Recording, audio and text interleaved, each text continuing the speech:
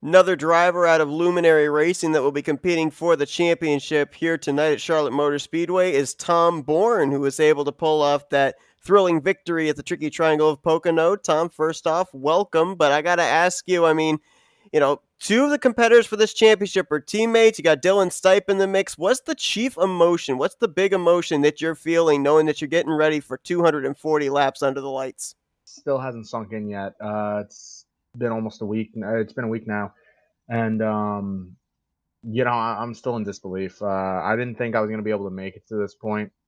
This is the first time I've ever made the Final Four in any league I've done. So hopefully, we can just go out there and perform like we have all season. Yeah, as we saw last week, we saw a non-playoff contender win at Chicagoland. So not necessarily does the champion have to win the race here tonight. It can come down to who of the four of you is the best finisher of the evening. So with that being said, we also know that Charlotte's not the easiest track to get around. Turns 1 and 2 slightly different in their approach to 3 and 4. So how do you kind of balance not only trying to tackle the track, but also keep yourself aware of where your other three competitors are for that championship trophy? I have the core belief that you run your best, let everything else follow. Don't worry about what's going on around you. Just do what you can to tell yourself. 240 laps of racing at Charlotte Motor Speedway. We know that a race like that length, it's going to wear down on drivers both physically and mentally. Are you worried about that? And have you done anything to kind of prepare yourself for how long a race that's going to be? Yeah, it's going to be long. The biggest thing I think that's actually going to be kind of hurting Tom and myself is we actually run a league just before this one, and we're pretty much going to be jumping in from 120 laps at Auto Club to 240 laps at Charlotte, and it's just going to be like a nonstop kind of day. So it's going to be a long night. It's going to be tough, but I've done more. Kenny and I just literally did the 24 hours of Daytona along with Justin. So I think endurance isn't too big of the issue. I think it's just going to be trying to make sure that really, take enough fluids and keep yourself able to pay attention properly and not get the wall that's so easy to get off of for. You were very consistent during the regular season to advance into the playoffs. That win at Talladega put you into the Final Four. Your other three competitors come into this championship battle with one win apiece as well. So you guys seem to be pretty even. We see you guys always in the same vicinity of the track week after week. So with that being said, if you can close this deal, if you can hoist this championship trophy at the end of the night, where does this rank for you in your iRacing career? I would say pretty high. I mean, everyone in here in this league is very competitive. Every single race this entire season, with people leaving, coming, the competition has always been high. First place or just being in the top 5 or top 10 is always, a challenge to stay in. It's not relaxed or anything. Everyone's always fighting for position. So this race is going to be a lot of fun with a lot higher stakes.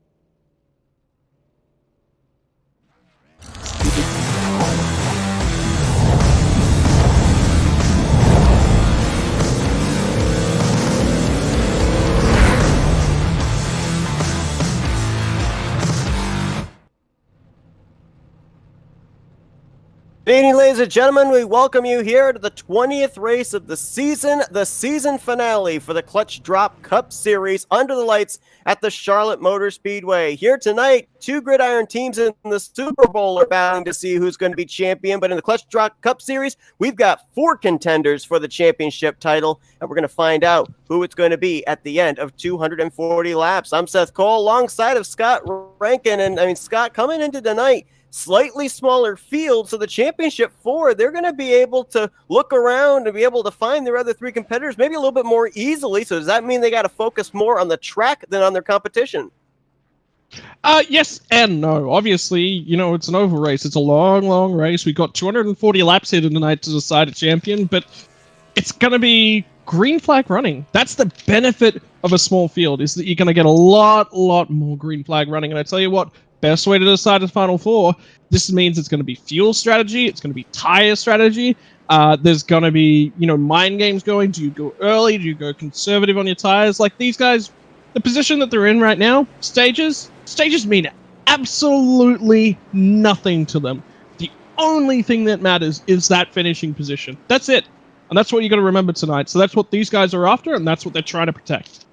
They'll have two stages here tonight. One at the completion of lap 70, one at the completion of lap 140. So 70, 70, 100 going to be the number of laps in each stage. And as you saw right there, the 4 championship competitors that we had those interviews with pre-race, see, they're all starting up there towards the front of the field. Bronson Stafford, one of them on the pole position. His teammate Justin Munsell to the outside. There is a 75% chance here tonight that Luminary Racing is going to take this championship. The lone wolf that is a Chevrolet trying to win this championship is Dylan Stipe, but Dylan Stipe is the only driver of the championship Ford that has won a race during the playoffs a couple of weeks ago at Talladega.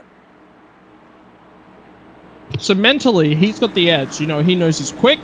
He's right there in the optimum position. Honestly, if I'm in this Final Four right now, I'm looking to run back of the pack right up until about 3/4 of the way through stage number 2. That's when I want to go. I'll tell you what, it's race time.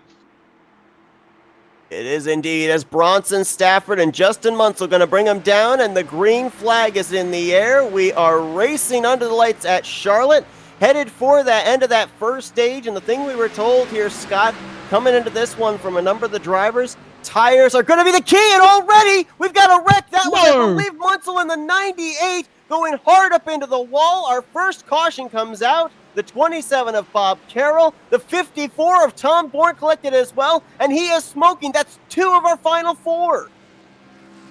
That's it. That's it. His championship run is over. It's down to 2-man race already on the opening lap. Oh my goodness. Who would have thought that just 2 corners was going to possibly eliminate 50% of our championship competitors? But that is exactly what's happened. Well, you were saying it's a 3/4 chance that Luminary comes away with a championship. That's down to 50%. I tell you who's looking better. It's Stipe. Stipe now, his target is just going to be keep myself clean, keep myself on the back. I think a lot of the pressure now goes on to Stafford, because Stipe, he's sitting there, he's comfortable, he's cushy, he gets to watch him all race now.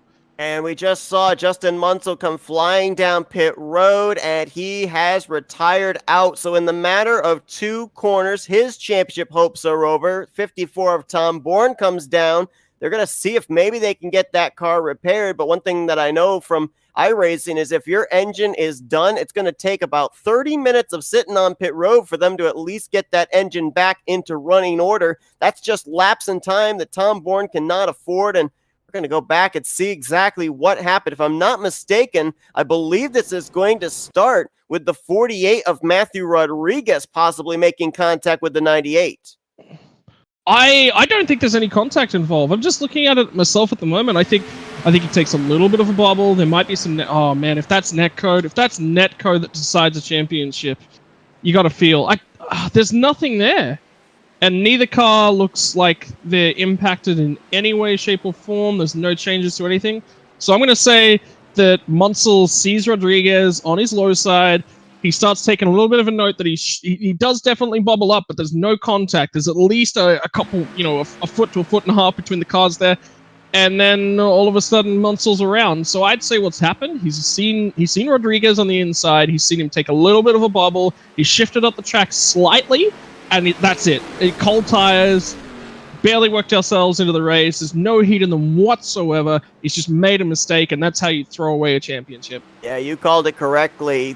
Clearly the 48 pushed up, the 98 came down, but there was visible space between the 2 of them, and then up into Tom Bourne, who then comes down and gets Bob Carroll in the 27.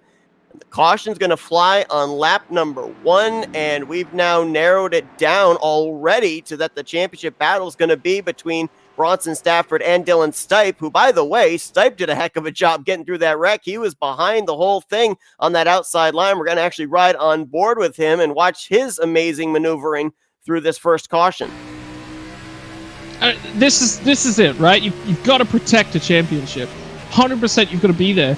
It's lap 1. It's lap 1. You're not, and this is what would have been going through Munsell's mind as well. He's not looking to get involved in anything. He's not looking to get involved in the mind games early. If you are, you're playing things all the wrong way. You can't be doing that when you're racing for a championship. Stipe, he's got it in his head. What do I need to do to make this happen? Right now, absolutely nothing. Clean car, get to the end of stage 1. Let's reassess at that stage. Is there anything that I'm going to be able to do? No, probably not. Might make a few tweaks in at the first pit stop, see how the car is handling. Come down midway through stage 2. That's when he starts to put his foot on the gas. Do you save a bank of tires? Probably. Honestly, in these sorts of conditions, I probably don't take tires at the end of the first stage. Maybe. Like, it's up to you, but keeping those tires in the bank on a championship night, that's super important.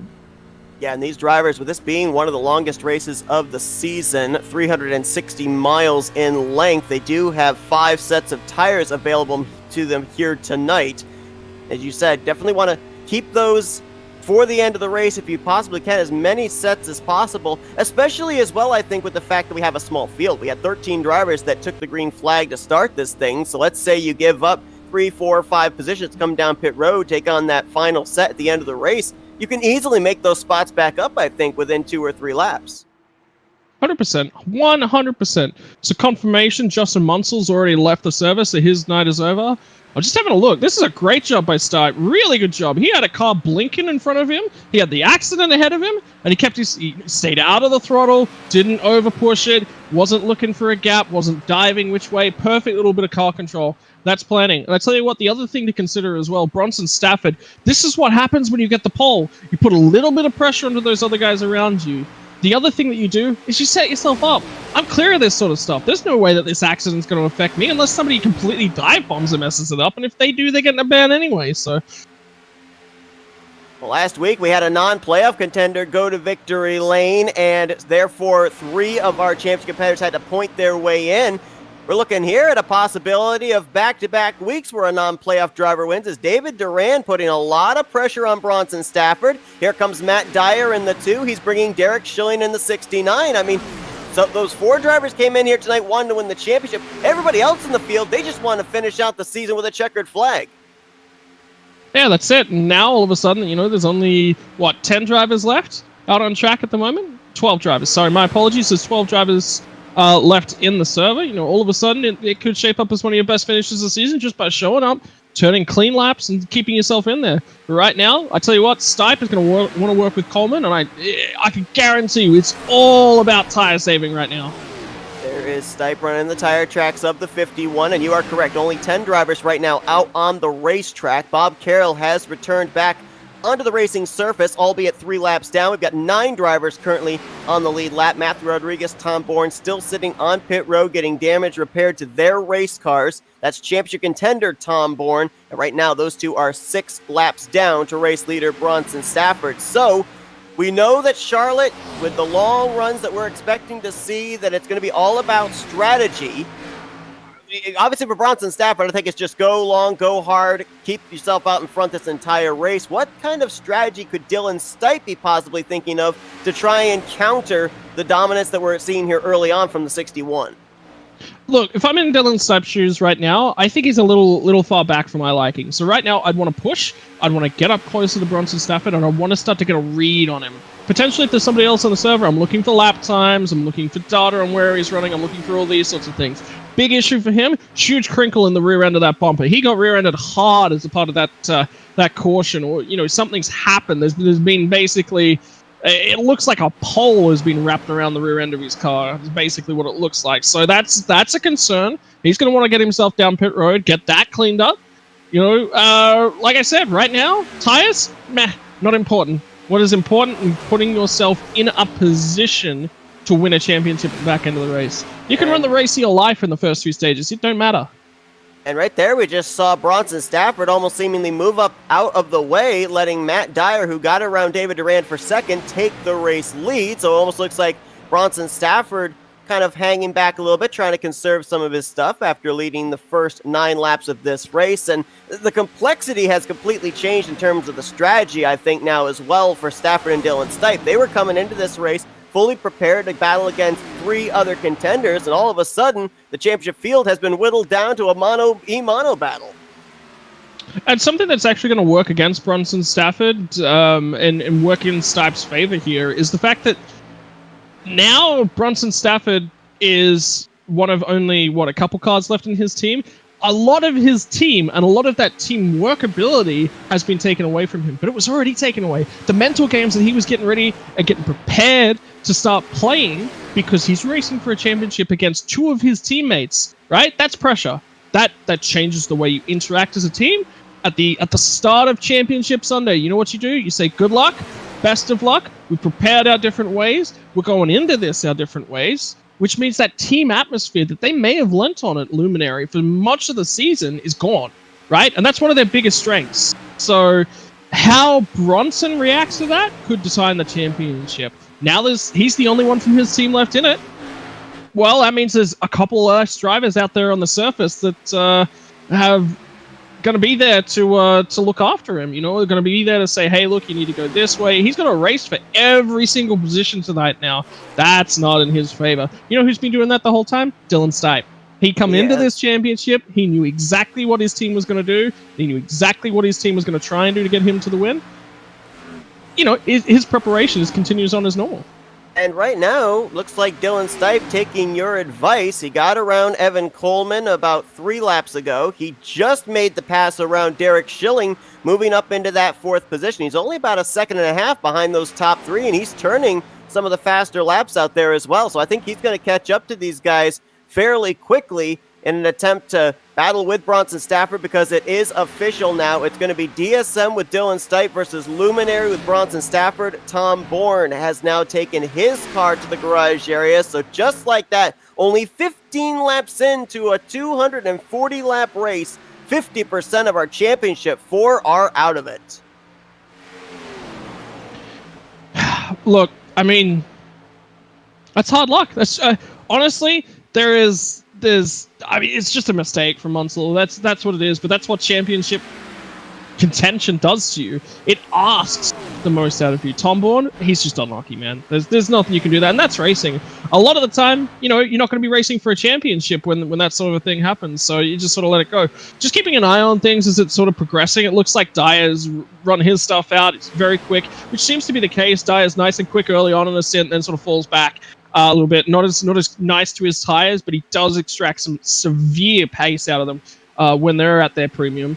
So, you know, expect this to sort of play out. Durand is gonna run to the front. I honestly believe that Bronson Stafford is going to be in fuel save mode as well as tire save mode. Would not surprise me to see him run a lap to 2 laps longer on this stint. He's really just going to be in conservation mode, and I think Bronson's smart enough to have recognized that and, you know, do what he needs to do. Yeah, we were told that the fuel run for these drivers is somewhere between 37 to 41 laps. That 41 you could stretch it to as if you actually are saving quite a bit during the long green flag run. Tires, of course, a big concern. That right front going to be taking a beating all night long, and that's why we're kind of seeing the comers and goers charge to the front and then start fading back, like in the case of the 2 of Matt Dyer. With Dylan Stipe moving up to 4th, Bronson Stafford there in 2nd. When I talked with these Championship 4 earlier on this week, they said they were of the mentality that they had to go out there and they had to win this thing. Obviously, every driver has that mentality coming into a race. They want to be the one to win that checkered flag. But now, with the fact that it's just 2 drivers out there, do Bronson Stafford and Dylan Stipe change up their strategy of trying to make sure they focus on winning this race? Instead, do they just kind of focus on being one position ahead of the other, even if it's not for the race win? Well, look, I mean, the race win, that's obviously handy, but it means absolutely nothing, you know. The only thing it does mean is that you're always going to be beating, you know, all the competition. In the case of Stafford versus Stipe, look, P4 and P5 in the race is still a championship deciding race, and that's what you've got to consider. If that's what's open to, you know, you've got to keep yourself in touch, but you're only, in the case of Stafford and Stipe, there's one car they care about in this field. They do not give a damn about anyone else on this racetrack, right? Obviously, the common courtesies still apply, looking for your clean moves, keep your stuff clean by staying off everybody else, but, you know, at the end of the race, you can sit behind somebody else and just sit behind them. That's fine, because they're not who you're racing. So, yeah, look, race win, not important for me. We're looking back here at the 3 of Mike Tellier, who, of course, did not advance into the Final 4 last week after early issues at Chicagoland.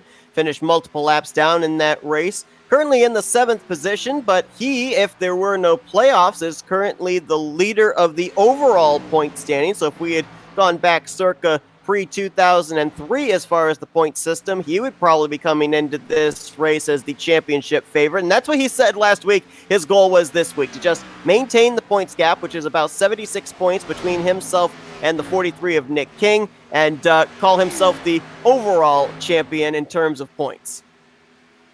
Okay, so just starting to, I mean, frustrating for Telly, 100% frustrating for Telly. You know, you can run the best damn season of your life, but that's why we love playoffs. You know, it's grand final season. If you don't get to the Super Bowl and have the game of your season in the Super Bowl, you can't win a championship. You can't take those rings home. That's not something that can happen. That's happening on another field nearby here tonight. But if you come here and you come into the playoffs and you're running in red-hot form at the playoffs, that's all that matters. Mike Tellier, he's run a phenomenal season. You cannot take anything away from him this season. The one thing you can do is take away his playoffs. When it counts, he hasn't done it. He hasn't done what he needed to, and that's the reason he's not fighting for a championship tonight.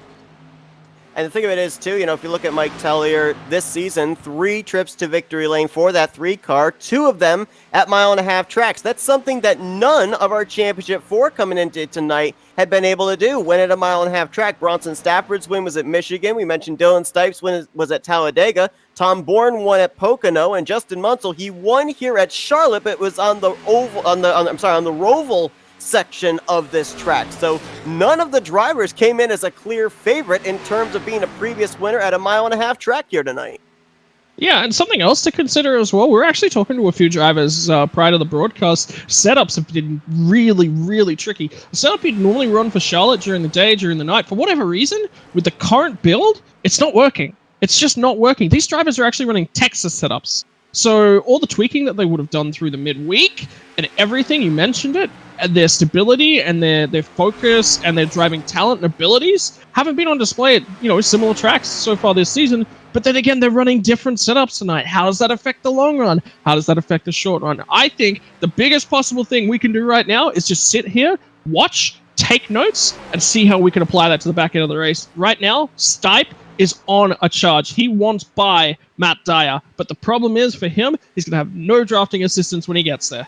Now, the good news is we were told that despite there being 2 stages here tonight, stage points will not play a factor into the outcome of the championship. It's just going to come down to who between now, the 61 and the 20, finishes the highest in the results. That is going to be hoisting that championship trophy at the end of the night. And the leader, David Duran, this is a driver that actually was in the playoffs, pointed his way into the playoffs when the postseason began, but got eliminated in the first round. So obviously he's looking for some redemption twofold. Number 1, he wants to finish out the season with his first trip to victory lane. And number 2, he wants to kind of set the tone of, hey, if I had actually advanced into the Final Four, look at this, I would have been a contender for the championship.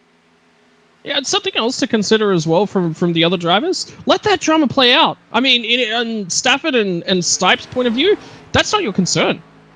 Don't get yourself wrapped up in other drivers tonight. Keep your eyes on what you need to do and what you need to do only. Of course, we've already talked about that the mathematics and the considerations that go into that have gotten remarkably simple from the first point of the race. But look, if Duran wants to go out there and Duran wants to run away with the race as Stafford, you got to let him.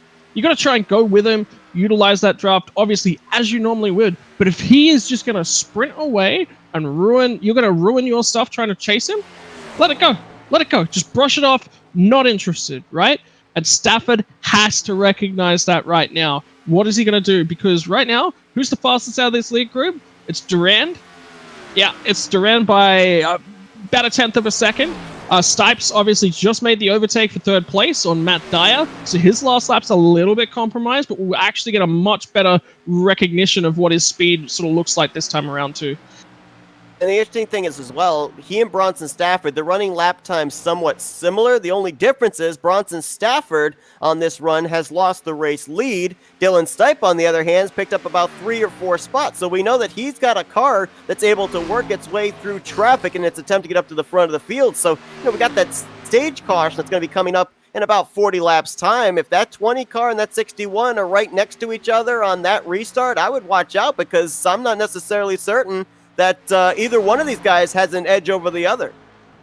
It's actually interesting because it always looks like sort of Stafford is being quick on the restarts, and then he sort of fades away for a couple of laps, and then he comes back into his zone when he starts to look after his tires. So he's very, very quick initially in the stint. Something he needs to consider as well, and I'm not sure how well this is modeled within iRacing, but the most dangerous section of the tire is right when it's cold. If you can bring it up to temperature and you're nice and cushy on it very, very early in the run, you get that back hand over fist later in the run. If you go out there and you absolutely abuse your tires for the first 5 laps, you're going to suffer for so long because of what you've tried to do. Sometimes it's worth it. Sometimes you're looking for that track position. You got to go for it. Yeah, it's worth it. But that's something to keep an eye on for restarts. The other thing right now, look at the lap times between Stipe and Stafford. The last time around, they were near identical. We're talking 200s. This time around, we're out to 400s, right? What's it going to be when they cross the line this time?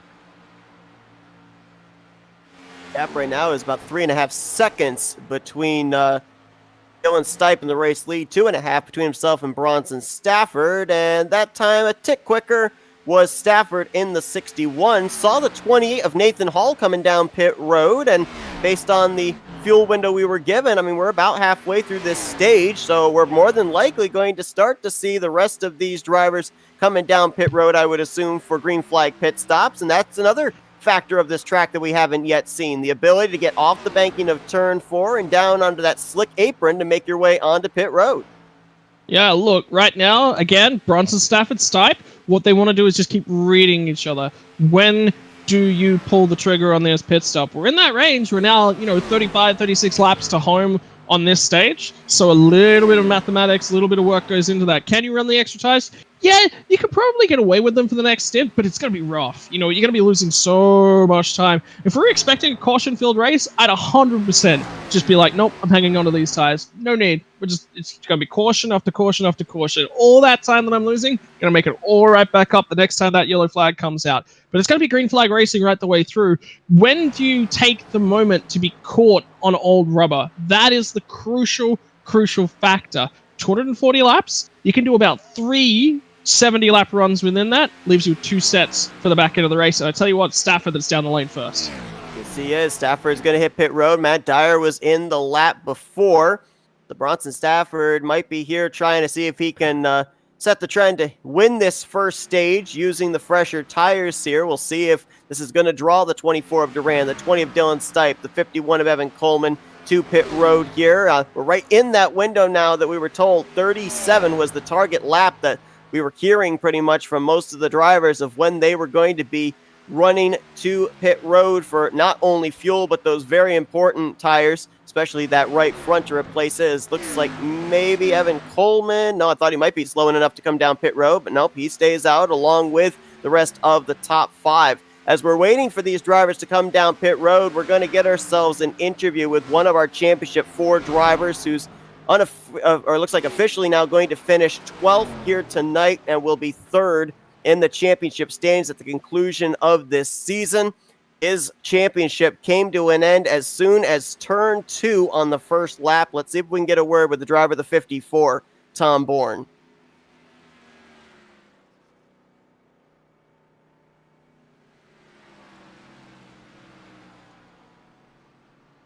And trying to see if we can get him here. Having a bit of an issue. We'll wait and see if we can get him here in just a moment. As Durant is now down pit road, giving up the race lead, turning it over to Dylan Stipe. And now Stipe's going to come down pit road this time. And look at how cautiously he came down pit road, already going to the apron when he was in the center of 3 and 4. He didn't want to take a chance of spinning that thing out. Nope, yep, got to be careful, got to look after everything. And interesting to note, that's the other thing, right? You have a look at Stafford. Who's Stafford got with him? He's got Matt Rodriguez, he's got Tom Bourne. Those are the luminary guys he's going to be watching out for. Who's he got around him? Absolutely no one. He's got no help whatsoever. Let's take a look at Stipe. Who's he got running with him? Oh, it's David Duran. David, I can tell you for a fact, David has been out there trying to force Bronson Stafford's hand. That's what his goal is. If he wants to win his teammate the race, and he's not behind him pushing him, he's going to be out in front pulling the other car in a direction that car doesn't want to go. Now, is it just me, or do you only see right tires on that Stipe machine? I believe that is correct. I think your entire top four may have gone with only right side tires. Stafford, Duran, Stipe, and Dyer looks like all came down and took on right sides only, so that's a little bit interesting. I mean, it's smart, right? The entire league group have all done exactly the same thing. So we can clearly tell that when you're on a green flag run, this is your pit stop call. The other thing to consider as well is maybe this is a tester. How does it feel if we just take right-hand side tires? We've got these two stages to test the waters. You know, it's curious to me that somebody hasn't taken all four at this stage of the race, just to go, all right, what does this get me? You know, does this get me enough in terms of pace? What's the read on this? But I can tell you for a fact that even though we've got Tom Bourne, who's already out of the race, he's still hanging around in Luminary. He will be taking a read off of Stipe's car like you would not believe. Mike Tellier, look at where he is in terms of the pack as well. He's still running in 6th. He's still in with a chance of helping his teammate Stipe to a championship here. Woo! So we have got a fair few narratives yet to play out. We nearly just had one there in turn 2 as Bronson Stafford got the left sides down on that blue paint line and nearly had the thing come around on him. Close call there for the race leader. One driver did actually go with a 4-tire stop on that round of pit stops, the 3 of Mike Tellier. So it'll be interesting to see the driver back in 6th, just how much ground he can make up in what's going to be the final 28 laps or so of this first stage. Looks like we can finally get a word with the driver of the 54, Tom Bourne. Hey, Tom, it's Seth and Scott up here in the FRN booth. You got us? Yeah, I got you guys.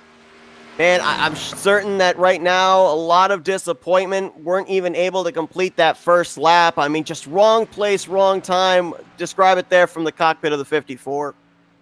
I really don't know where to start. I don't want to come off sounding, mean or anything, but there was no place I could go. I wasn't expecting Justin to turn back up the track. Wasn't expecting our team owner to wreck Justin in the first place. Great season throughout, but it go figure, it ends in disaster. Now, obviously, we know that Luminary came into this race with a 75% chance of taking home the championship, and now it's kind of a mano-a-mano, the lone teammate out there for you guys, the 61 of Bronson Stafford. And Scott and I were talking about the fact, that Bronson's still out there, you're still here. Is there still some information being passed to try and help that 61 be able to win the championship for the team? Honestly, I'm out of the race right now. I put it on the hauler, and I'm getting ready to head home. Honestly, Bronson's got a fast enough car that he can go out there and win this race. That's all I really know.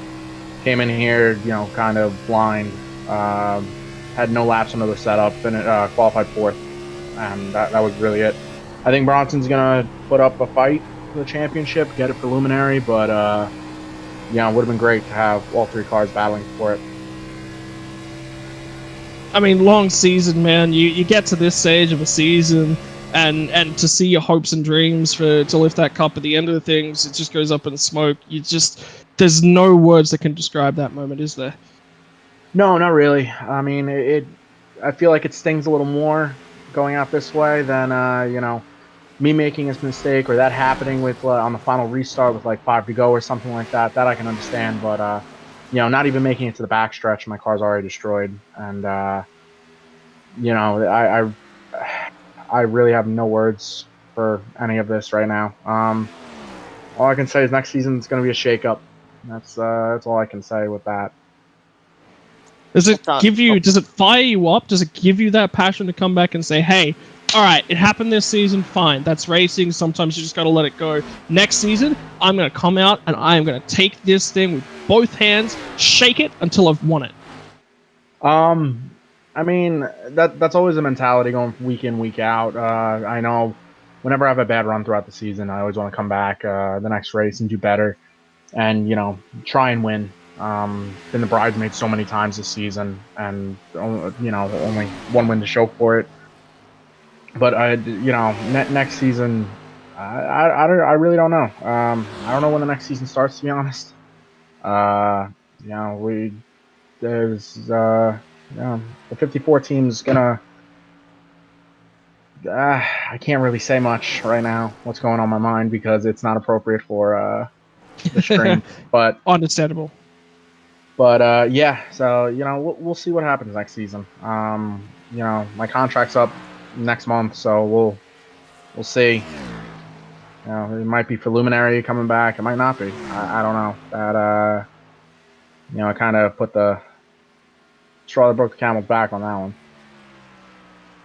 Well, Tom, Yeah, obviously a tough break for you here tonight. I think Scott had another question for you here. No, I was just gonna say all the best, man. Like it's a tough season you've done. From what I've seen, it's one of those things, man. It's racing, and the best part about racing is that you get so passionate, you get so involved in the laps and turning and showing up at the right moments, and when it just gets ripped out of your hands, sometimes you just gotta say, look, that's racing. You have to take the good with the bad, and such a quality season to come down to that. It just rips your heart out every day of the week, man. I'm so proud to say that we've been able to broadcast you this season, and that it's been such a close fight, because I don't think anyone wanted to see that tonight. That is for certain.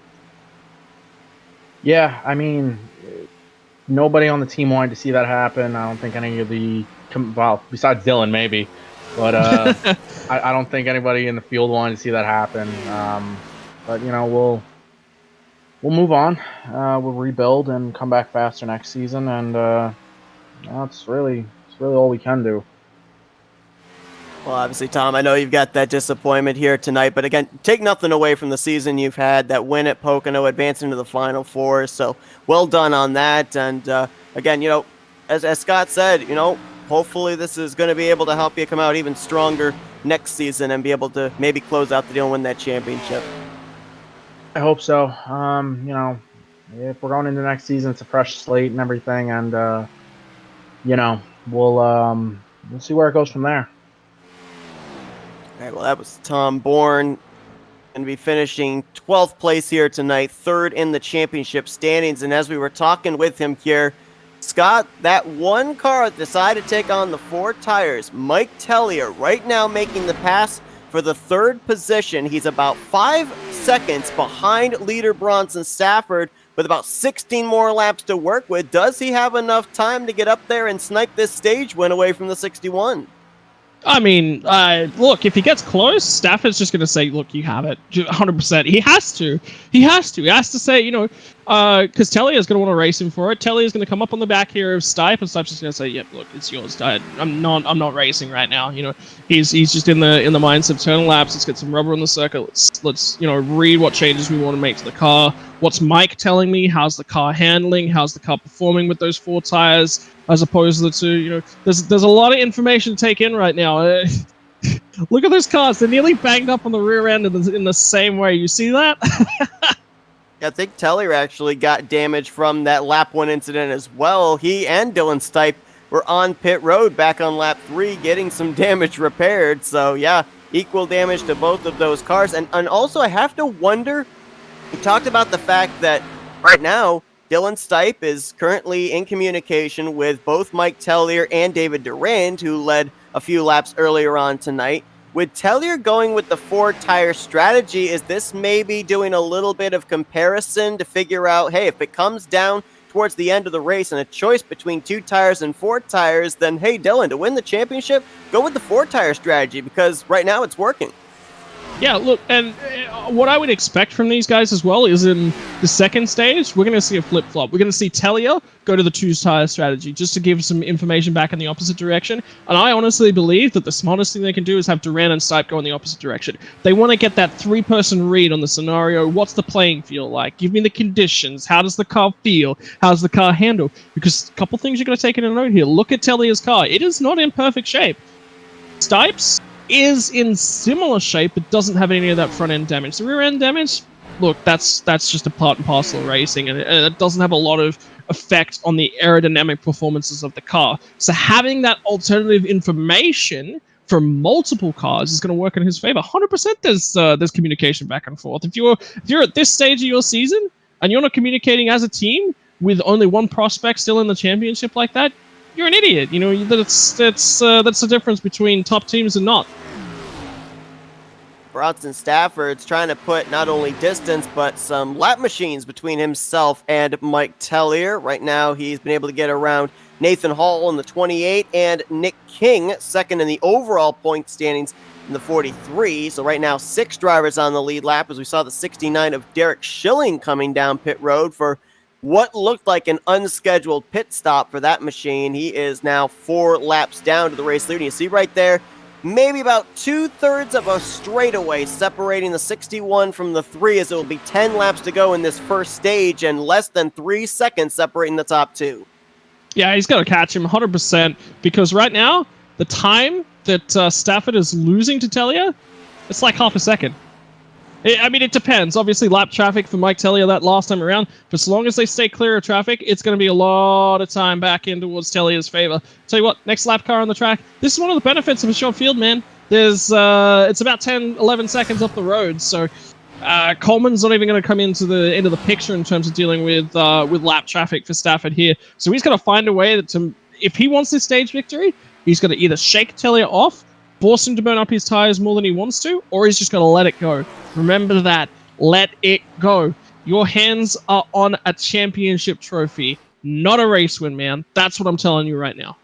And that car up ahead of Bronson Stafford is Evan Coleman. And Nick King back there in the 43, he's hoping Bronson's not going to catch him before the stage ends, because if he doesn't, Nick King, with the stage yellow, would get the lucky dog and get back onto the lead lap. Doesn't look like he's really going to have a challenge from Nathan Hall. There's 4 seconds between those 2 drivers for the 7th position. So right now, Nick King hoping that the 61's pace backs down a little bit here, so that way he can end up being the final car on the lead lap when we begin the second stage. I was going to say, King's only just come down pit road himself. He might start showing clean pair of heels, really putting some pace down into the rubber. So things to consider right now. Tellier's just gotten by Nick King.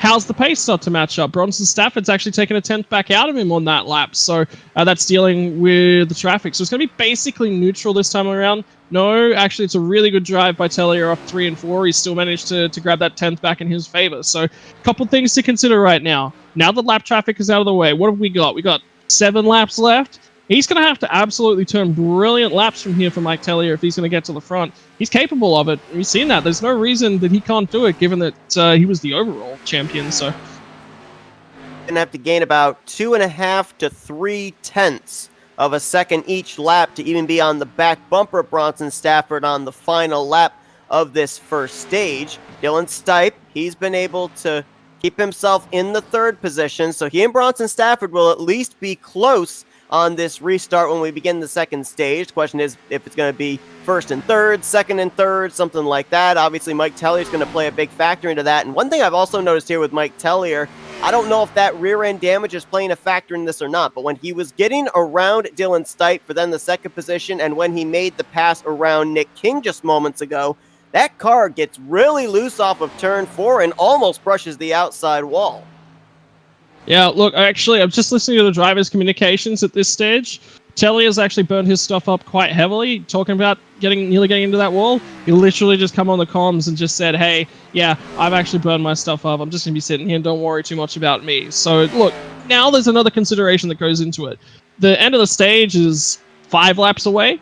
Where do you want Dylan Stipe to be restarting the next stage from? Do you want him in 3rd? Do you want him in 4th?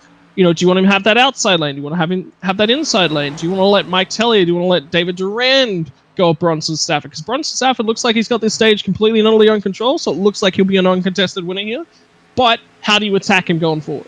Yeah, and to that question of which line where he wants to be, I don't know with this battle for 3rd what just took place. I don't know if Durand was able to reel in Dylan Stipe and pass him for that spot, or if Dylan Stipe might have actually backed off and allowed the 24 to pass him, so that way he would actually be 2nd on the outside line if they finish where they are here in stage 1 and restart where they finish in the beginning of stage 2. Might have been some strategy playing out there getting ready for the next stage coming up.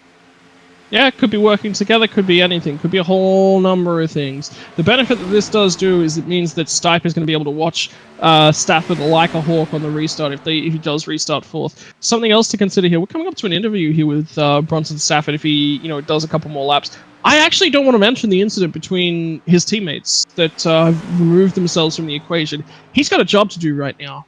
I don't want to get into his mental space as a commentator. That's not in his favor, and you know what? That doesn't work in our favor because it takes away from if he's focused on that, if he's even thinking about that, that is not good for him. That's not good for the race. So let's just ignore that one when it comes down to interview stage. Yeah, it absolutely had nothing to do with him either. He was ahead of the wreck when it took place. Exactly. So, yeah, keep his focus on that championship. The only thing he's got to worry about right now is one driver and one driver only. And up to this point, he's been able to keep that 20 car in his rearview mirror. Bronson Stafford actually was a stage winner last week as well at Chicagoland Speedway, winning the second stage of that race. So he knows how to get it done here at the completion of the stages this season. And is this a momentum setter for the 61, do you think, here? And as he's going to come down and win this stage, do you think this is him basically saying, hey, Dylan Stipe, this is round one. I've won it here. Now you've got to step up and do something to prove that you're actually going to be a threat to take the championship from me? Yeah, 100%. 100%. This is Stafford going, all right, this is what I've got. Your turn. It's the ball's in your court now. You've got to come back at me. Stipe definitely had pace throughout different sections of that run. So there's a possibility that he is going to be able to come back and attack him. But right now, Stafford is looking unmovable, unshakable. Right now, you're looking at car tweaks. What's Stipe going to say? He's got some damage that he needs to come down pit road and get repaired. Okay, that's why he started at the rear end of the field on the last restart after that incident, lap number 1. So his considerations, let's get the car back to its peak. Let's get as much of this taken out as we possibly can. Let's set ourselves up now. This run, yes, it's not the championship run, but it is so important for setting up that final stage and that crack at the turn, at the championship. If they don't go for it, Stipe is going to be so much worse off. It's not worth, he's got a lot more to do in a lot less laps. So right now, Stipe needs to position himself as close to Stafford as he possibly can. It's interesting if we look at Bronson Stafford's D-shaped mile-and-a-half races this season as well. They were at Texas about 7 weeks ago. He finished 23rd there. And then about 3 weeks ago at Atlanta, he was able to finish in third. So he's kind of had an up and down in terms of his finishing results at the previous D-shaped mile-and-a-halves. As he and the rest of the leaders going to come down pit road. And as you see on the left side of your screen, the finishing result or the current running results, we do have more drivers that are out of the race. We haven't even now made it into the second stage of this race. Derek Schilling is out in 9th, Bob Carroll in 10th. Matthew Rodriguez still sits on pit road getting damage repaired. There you see him on the left side of your screen there in pit stall number 3. He is 71 laps down, and with Nick King getting the free pass, that means 8 drivers will be running when we go back green, 7 of them on the lead lap, and easily winning the battle off pit road is Bronson Stafford. It was close for second place. Looks like Durand was able to edge Stipe. Yeah, so the other thing to consider, so the reason that obviously Talia's not even in the picture there is he's got damage that he needs to get repaired. Matt Rodriguez is still going to be in the server because he's spotting for his teammate. He's looking at data. He's looking at, trying to optimize what he can get out of Bronson Stafford and how he can be of service to him, It's crunch time for a championship. Who's going to bring it down, Well, so far so good for that number 61 Cineplex Toyota. Let's see if we can get a word with our Stage 1 winner, Bronson Stafford. Hey, Bronson, it's Scott and Seth up here in the Flatout Racing Network studios. You got us? Yeah, I got you.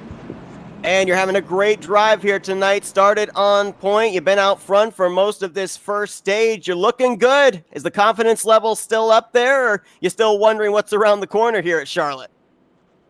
It's kind of a mixed bag.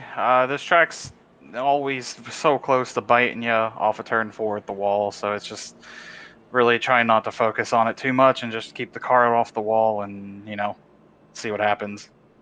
Obviously, I know that in this type of a race, a lengthy race like this, you kind of want to keep your strategy played close to the chest, but can you let us in at least to know what are some of the things you're experiencing here on these long runs in terms of tire wear? Because we were told that apparently that right front takes a beating. Yeah, it's the last race of the season, so honestly, I'll explore it out. But my right front's down to like 32% after those 70 laps on them, so this track's a little rough on tires. But once we're out of the first two stages, it won't be too bad since we'll have pretty much two pit stops with two sets of tires for them, so we should be all right. But yeah, it's these first two stages. You got to be careful with the right front. It gets so tight, especially if you're behind another car. The draft just wants to plow you right into the wall on exit. So it's just, like I said, just trying to be careful, keep off the wall, keep track position, and just do what I can to bring it back for Luminary.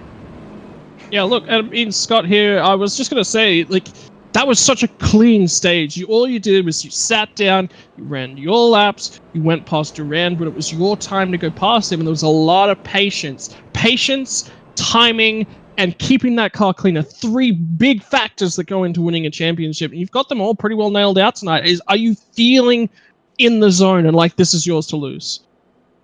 Honestly, I hate to say it, but with Justin and Tom getting wrecked on lap 1 with, third week in a row of having teammate collisions and whatnot, it's just, I'm trying to just keep an eye on Stipe. I don't care if Durand's in front of me as long as the 20 cars behind me. That's all I'm kind of looking at. And so far with that first run, I think we're sitting pretty good. So, we're the leader here. Some good control of the restart and see what we can do the second stage and just try and keep it off the wall at least until the last lap. Big picture racing. I love it. Well, good luck, Brandon, there. Bronson, rather. Congratulations on winning the first stage, and hopefully you can set the pace here in the second one, and you're en route to trying to win this championship. You guys getting ready to go green, so go back to it. Yeah, thanks, Seth. And I love how he just completely confirmed everything we were saying back in that first stage. Don't focus on anything else. He didn't care if the 24 of Durand gets around him to the race lead. His focus, his laser focus, is on where that 20 car is running. Yeah, look at it. They're hooked up right now. He's got him in the rearview mirror, and he's going to be sitting there. So Dylan Stipe, it's all on you, buddy. What are you going to show us? Now, crucially, you know how we were talking about we think they might have taken right sides? Telly was the only one to take tires. That makes so much more sense. You know what the other thing is, potentially from that first stage? I think Telly wasn't pushing early on. He got involved in that accident. He was just all about looking after everything that he's got. Now, we're going to see what fresh tires do to these things with a bit of rubber down. Bronson Stafford, the control car, back up through the gears, about 2 car lengths over Durand when they reach the start-finish line, and he'll leave them to battle for that second spot. Dylan Stipe tries to get to the back bumper of that Drive to End Hunger Chevrolet, but look at the run Durand was able to get through 1 and 2. Yeah, that's Stafford. He's just looking after his stuff. The same sort of thing happened in the first long run. Durand was quick early in the run. Stafford come on really strong in the middle of the run, and then it's sort of really tended back towards him, and then Talia come on strong towards the back end after his pit stop. So I'm not too surprised by this. In fact, I'm actually expecting this exact scenario to play out in the final stage. If we were to end stage 2 exactly the same way that we ended stage 1, I would expect this to be exactly as it is right now. Stipe is reading him. This is research. This is him studying up for that final test that's going to come in about 70, 80 laps time, when we get into that final stage. So, Swooty, it's time to go swinging for that booty. Well, right now, the championship battle has less than a car length between it, with Bronson Stafford right now in second, Dylan Stipe in third. Stafford going to go up there to the second groove, try and see if he can get around the high side of David Durand. Going to get a run down the back straightaway here. That's the first time we've really seen somebody try and make a pass on the outside here tonight. So some more research taking place. Yeah, this is good. This is really good for Stafford. He's picking up as much information as he possibly can. Right now, if I'm Stipe, I've been running that inside lane all night. Time to get some research on that outside lane. Let's go it a little bit easy. Let's see what we can find.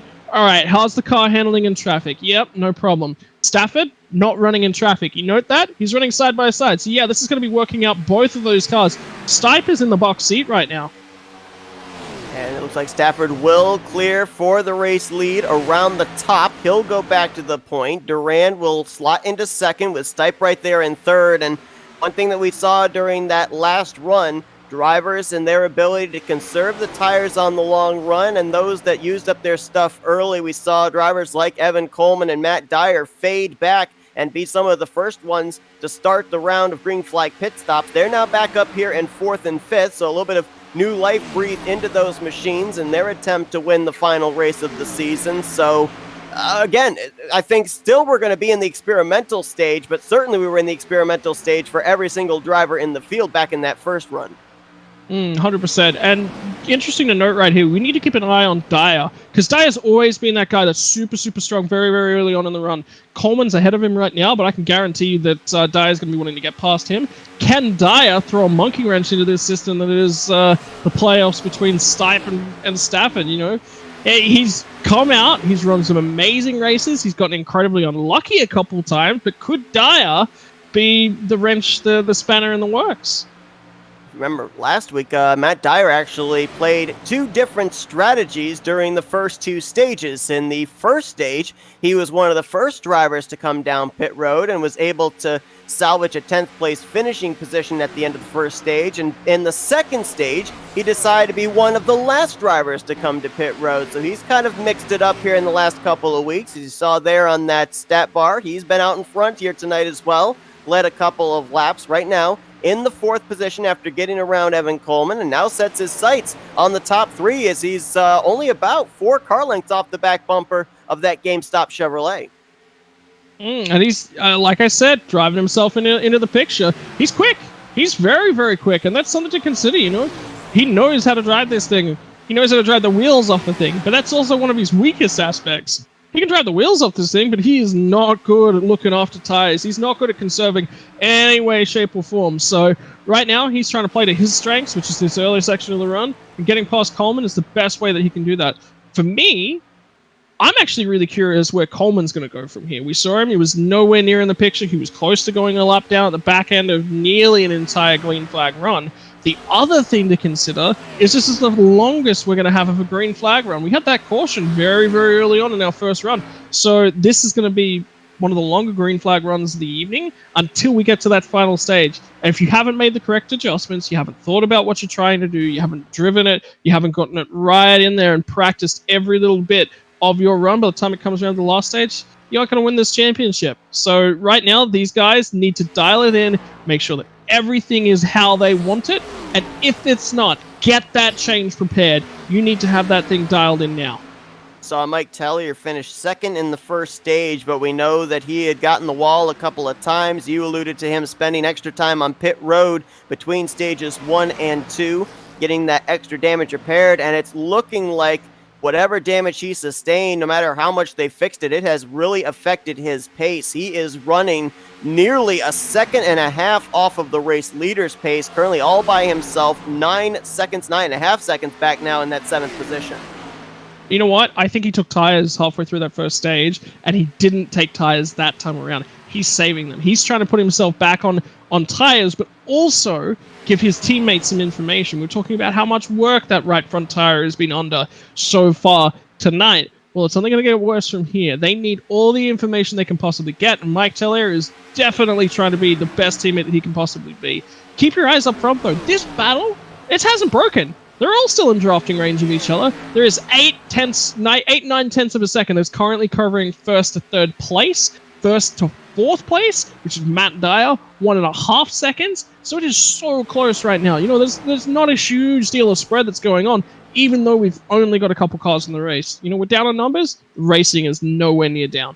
And it's interesting to kind of figure out which side of the cat and mouse game this is. Are all 3 conserving? Are all 3 pushing? Or maybe 2 pushing and 1's conserving? It's kind of hard to tell because they're all running similar pace. So I'm not necessarily certain which side of the spectrum they're on. Just based off the lap times, it kind of looks like they might still be pushing just a tad, but not certain.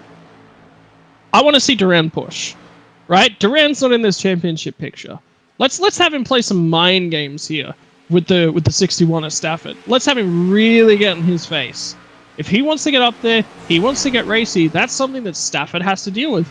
You know who's not going to have to deal with that? Stipe. Stipe just says, hey, I need the spot. Can I have the spot? Yeah, no worries, buddy. You're racing for a championship. Stafford, going to have to race for every little inch of track with all 3 of those drivers out there tonight. Tellier, Duran, and Stipe. Tellier right now in the 7th position, last car on the lead lap.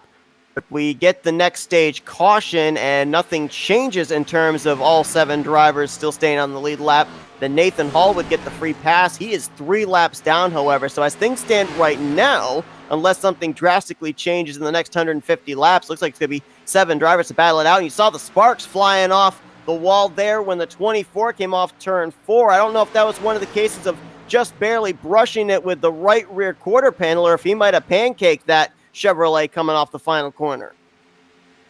It's going to have to be really careful. Going to read that, that's just not a mistake that you want to be making at this point in time? Hell no, this is not a mistake you want to be making at this point in time.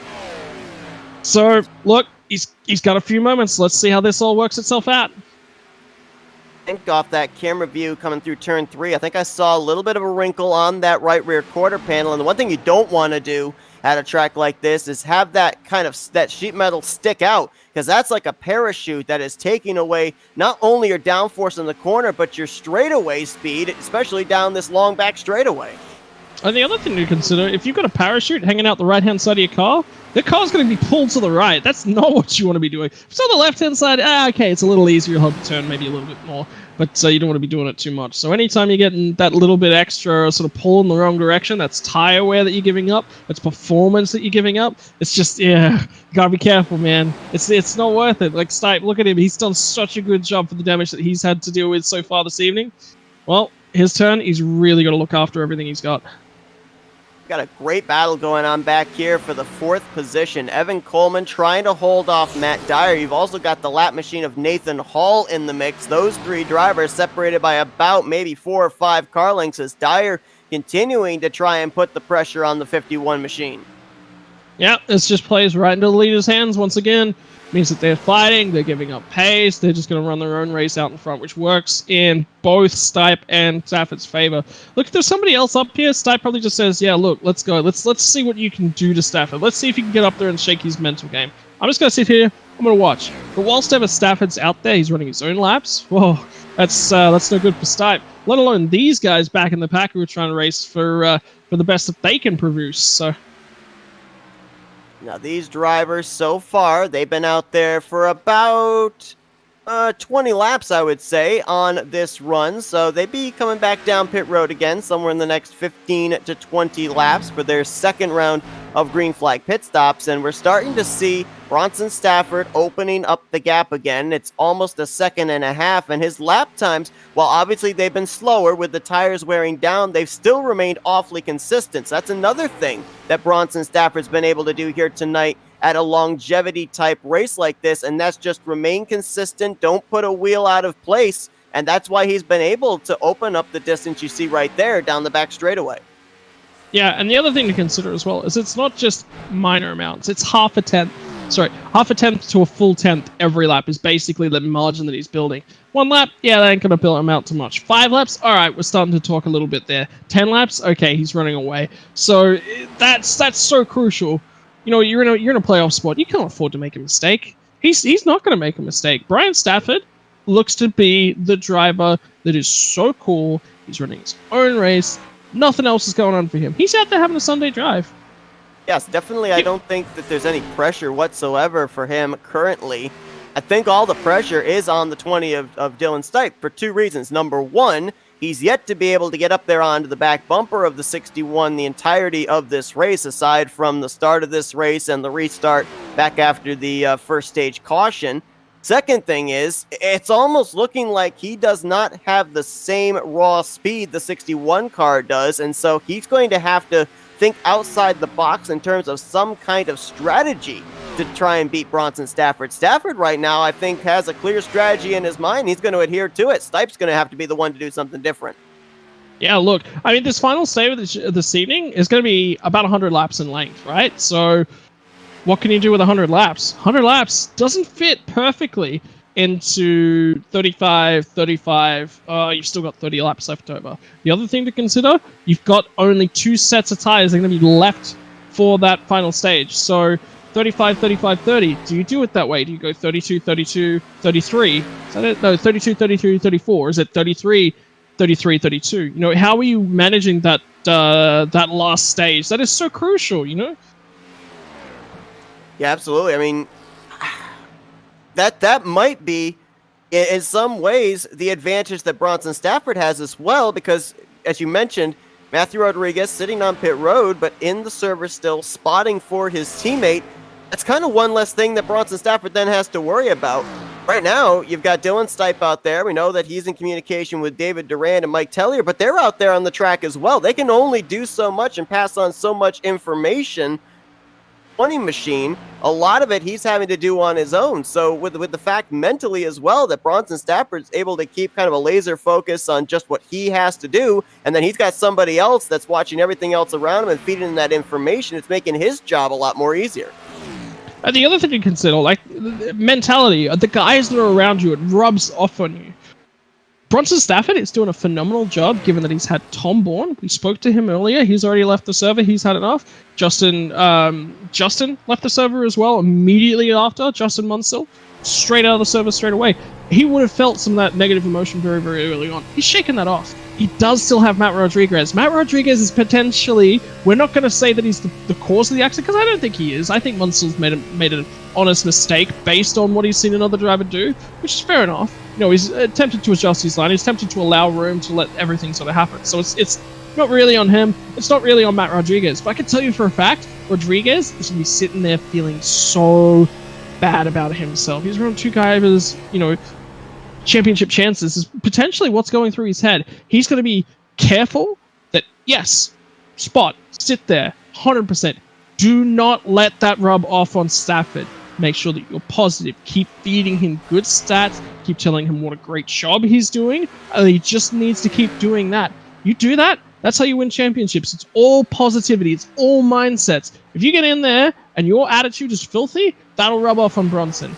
Especially at the back end of this race. If Stipe starts to mount a challenge, and all of a sudden, because of his night, Rodriguez falls into more of a negative mindset, it will be so much easier for him to do so much easier for that to rub off on Stafford. So you got to remember that if things start to go Stipe's way, it is going to be harder for Stafford to respond. But I tell you what, from what I've seen so far, Stafford's doing a great job. I wouldn't be worried.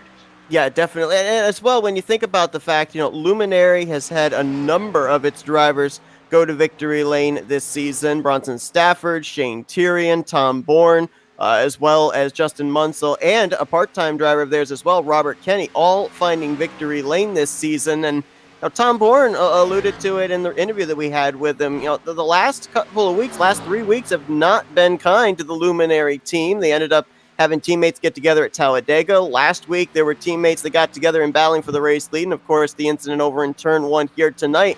All of that stuff, you've got to put it out of your mind. You still got to focus on the goal that, as a team, you've still got a chance to be able to win the championship. Right now, that rides on Bronson Stafford. And, you know, people will say, well, Luminary has really dominated the season. Well, no, they've had their ups and downs as well as a team. And so right now, this is definitely something that would be a kind of silver lining in the cloud for Luminary Racing. Oh, here comes Stafford. Stafford's coming down pit road.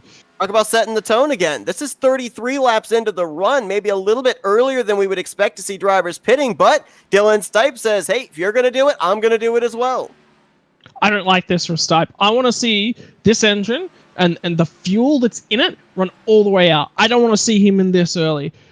Is he trying to cool off the tires, Stafford? Yeah, maybe. But the thing is, I want to push these tires just that little bit longer on the current fuel amount, and then I want to cool them off. I don't want this back end of the race to be as affected by the weight of the car that's transitioning. Personally, that's how I drive. Maybe these guys know something different, know something I don't know. Well, and again, I still think that Dylan Stipe's in the case where he has to do something different. Take the opportunity here under this second stage. I mean, you know you're still going to stay on the lead lap. We've got a stage caution that's going to be coming out pretty soon. So, you know, take the opportunity, see what your car is like and what kind of position you might be able to gain on pit strategy now in the second stage, to have that in the back of your mind as a potential strategy to play in the longer 100 lap stage 3. Yeah, but you can't add tires here. You do that, you throw your race away 100%. You're never, ever going to be in contention at that point. Right? So, do you take, say, left side tires? I think that's a risk that's worth taking. Is it a big risk? Yeah, it probably is a bigger risk than you're willing to take. And definitely from Stipe right now, it's probably not worth taking. It's just something to consider. Just all of these alternatives, you know, just get them in your mind. Make sure that you process them. Make sure you think about them. And if you're going to throw them away, that's totally fine. But you need to make sure that you're aware of the choices that you are taking to avoid those things. And that's totally fine as well. And you see here the race leader now, David Durand, going around the 3 of Mike Tellier as Evan Coleman gives up second place. He's coming to pit road now in the 51. And so I'm not certain. You talked about the fact that you don't think Tellier took any tires under that stage caution. I think the 24 is coming in this time. And with getting lapped under green flag conditions here, does this kind of hurt the strategy that Mike Tellier was going for? I mean, maybe. We're talking about the fact that he had a lot of damage as well. So, look, it's just, you put it to the back of your mind. Tellier was doing something different to try and help his teammates, something different to try and shake up Bronson Stafford just that little bit. So, it did work. Unfortunately, when you're racing in a team environment like that, that's something that you just have to deal with. Right now, I can tell you for a fact that Tellier would just be looking after everything he has. He knew Dave Durand was going to the pits that time by. They're talking to each other. Hopefully, they're relaxed and they're just sort of reassuring Stipe. All right, yeah, look, you got to let this go. This is just the first couple stages. Shake it off.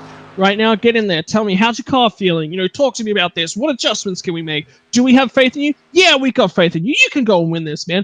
That is the communication that I would want to be hearing from Tellier, from Durand, back towards Stipe.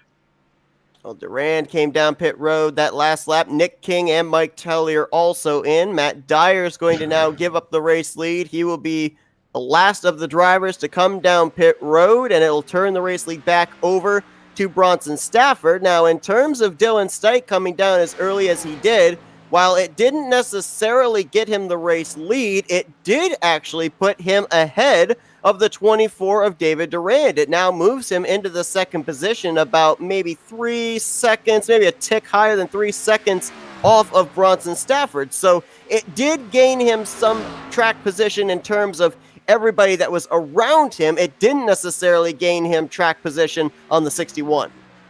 Yeah, and this could have been something that they were talking about. Stipe for a lot of this stage has been actually running behind Durand. So he's been running in traffic. That's good information to have. Now we know how the car feels in that. Now he's had a look at his tire numbers. How's the car look coming out of that? Tellier comes out just behind Stafford as well, so he'll probably, at the end of this stage, end up being the car that gets the wave around. We need to keep an eye on Nick King. He's important to keep note of.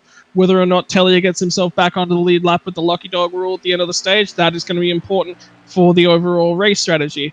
Remember, all of our drivers will be guaranteed to go to fresh rubber at the end of this stage. I can tell you for a fact that no matter what Tellier's strategy was in the first stage, he is saving these tires, he's grabbing them at the end of this race, at the end of this stage, right? So, things to consider right now.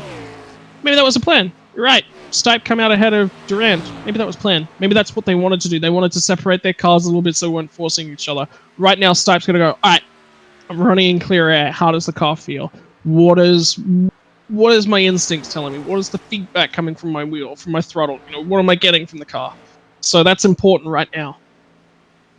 And if Stipe does indeed finish here second in stage and restart the third stage there, that means that the 2 championship competitors would be our front row to start that third and final stage. Kind of seems appropriate.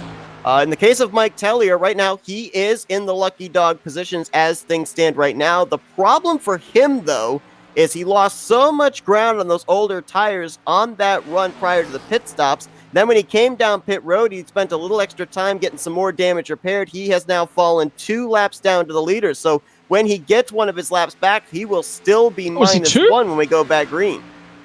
All right, I didn't even read that he was -2. Man, that's a lot of ground. That's a lot crazier than I thought it was going to be. Right now as well, the other thing to consider, leader's coming up on Nathan Hall to take another lap away from him, so it'll be Nick King, who's about 7 seconds up the road. So it's... I tell you what, they're actually communicating on the in-game radio at this point in time, and they're all laughing and they're all having a good time. All the drivers are actually really, really relaxed, so that's perfect. It's exactly what we want to hear. Tellier was actually laughing about wrecking his teammate to just hand it to Bronson Stafford so they can all go home nice and early, and everyone's laughing, everyone's having a great time. It's literally joking. Perfect. Stafford is relaxed. I haven't heard a word from Stipe, so I can't tell you how he feels right now. And that's what I do want to hear, is that he's relaxed, he's comfortable, he's running well. Just jumped on the radio, he's relaxed as well. Well, I don't think he's on board with the strategy of getting wrecked by his teammate, though. I think he wants to finish out this 240 lapper. Even if he finishes second in the championship standings tonight, I think he wants to complete this entire race. 100%. Like, you've come this far, you know, the competition's 115 laps down at this stage. May as well just roll it around, you know, finish the race out. Doesn't matter what happens.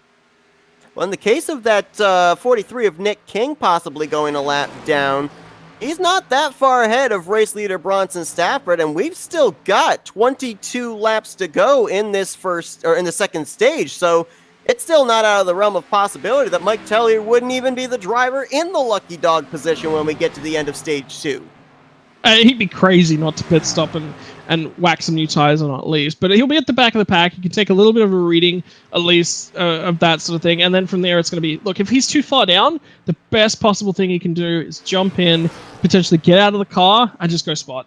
Because that's the best thing you can potentially do for your teammate in that stage, unless you're going to sit in front of them, punch that hole in the air. As soon as that job's done, jump in the pit lane, spot for him, see what you can do to really help him. But Mike Tellier, hard night for him at the back end of the season.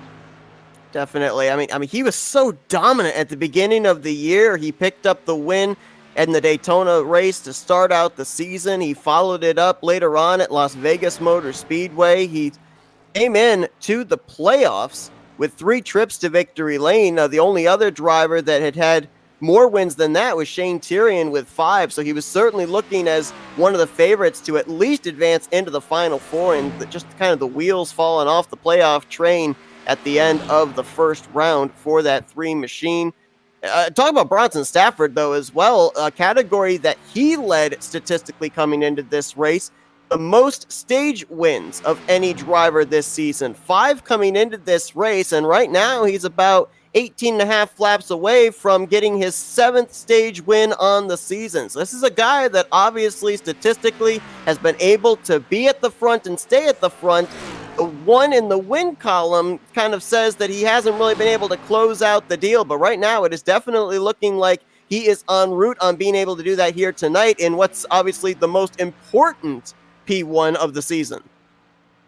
Yeah, and the thing that statistic tells me is that he's run into a lot of trouble with cars racing each other for the overall, right? So that's not an issue tonight. Reduced fields takes that equation right out of it. He has been uncontested over the long green flag runs.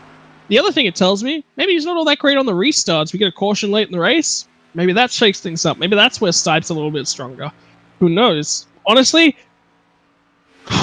man, Stipe has got a mountain to climb if he really wants to win this race. It's doable, but it's running away from him. It's not gone yet. We're not in that last stage, so it's not gone. But I haven't seen anything that screams to me, I can do this right now. And Stipe, if you're listening in, if you're gonna be able to grab that victory tonight, you gotta find something. You got a pit stop here. What are you gonna do, man? You're the one that has to make the change. You're the one that has to push him. If you come out and all of a sudden start shaking up Stafford could just fall right off because he's so shocked. He's not ready for it.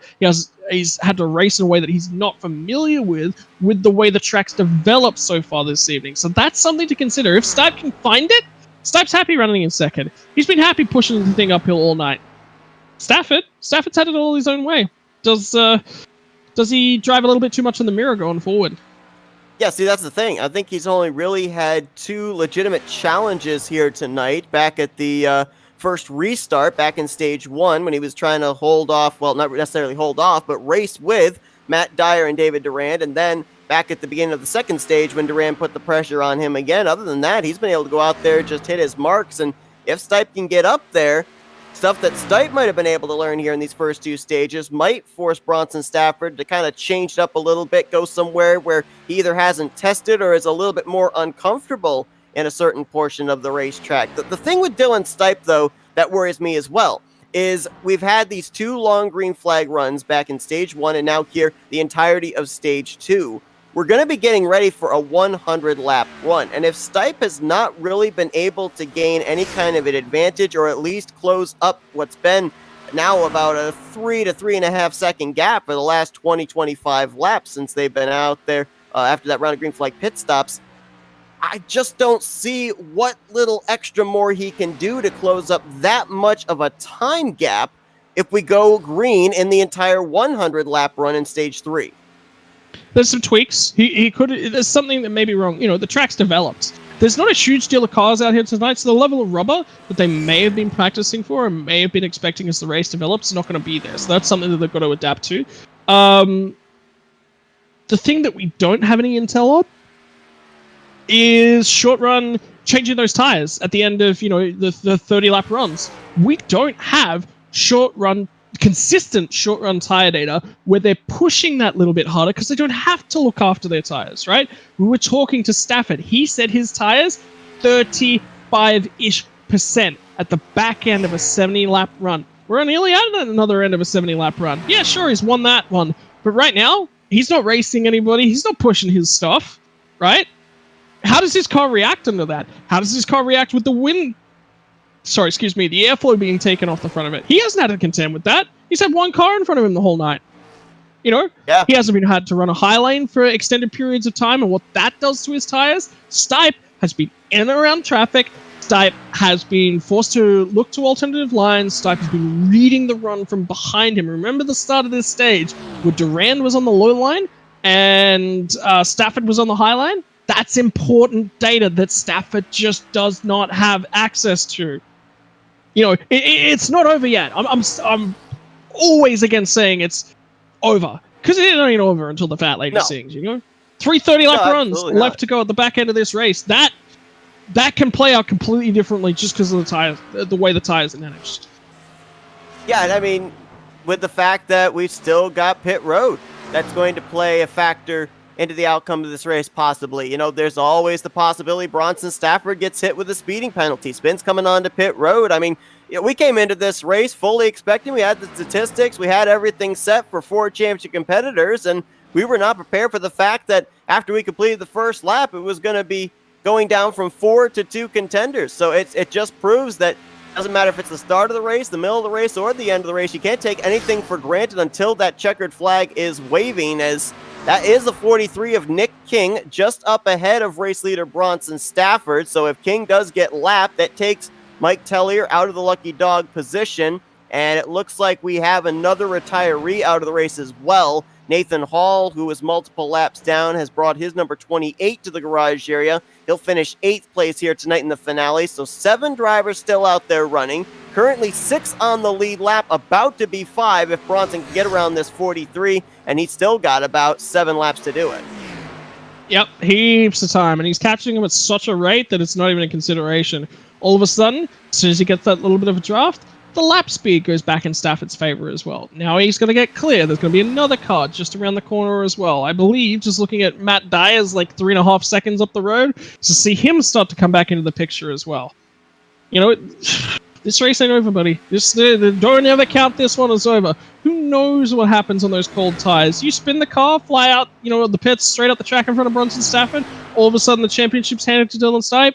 That can happen. We have seen stranger things. It's motor racing, The thing of it is, too, I think we have to look at a possible spoiler in the case of that 24 of David Durant. He's been able to put a couple of challenges on Bronson Stafford here tonight. Now, I think that at least here for these first 2 stages, they have focused an awful lot on the short run speed. He's able to mount a charge early and kind of fades back. I think now if they're able to kind of figure out his long run speed in these first 2 stages, he might have something here for Bronson Stafford when we go into that 3rd and final stage. And mentioned that last week, it shook up the final 4, 3 having to point their way in when Jesse Powers, spinning through the grass as a non-playoff contender, was able to take that checkered flag at Chicagoland. We could be seeing the same kind of a scenario here tonight with that 24 machine. And, things to consider as well.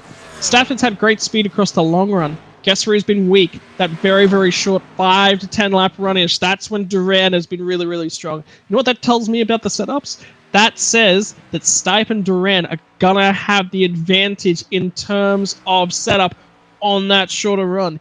Does that play into it? Stafford, he's run away with it over a couple stages. Yeah, that's fine. Really good job with the setup, guys. phenomenal. Now we're getting into the phase of the race where he's a little bit weaker. Oh boy.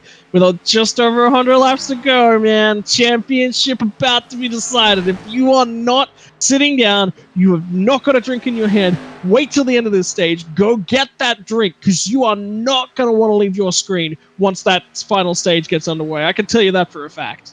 And even though there's only 7 drivers out there on the track right now as well, we know that when we get into that third and final stage, the aggressiveness picks up. And you only need 2 cars out there on the track to create a wreck.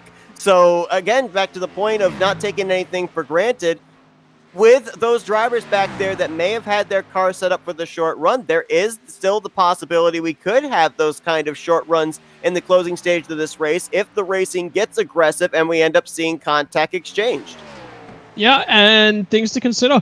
Fresher tires make drivers want to be more aggressive as well. You mentioned it. Yeah, sure, it's coming down the end of the race. Race a bit harder. There's another story there. You know, fresher tires, I want to push harder on fresher tires. I always do. Who doesn't want to do that? You know, that's going to be a story that's going to play itself out. Look at the gap from Stipe to Durand. That's nearly the same gap that we're seeing between Stipe and Stafford. You know what that tells me? That says that Stipe is still best of the rest right now, right? Oh man, it's getting some spicy. Go grab me some chili. I'm gonna make myself some beans. I think we're gonna mix this one up.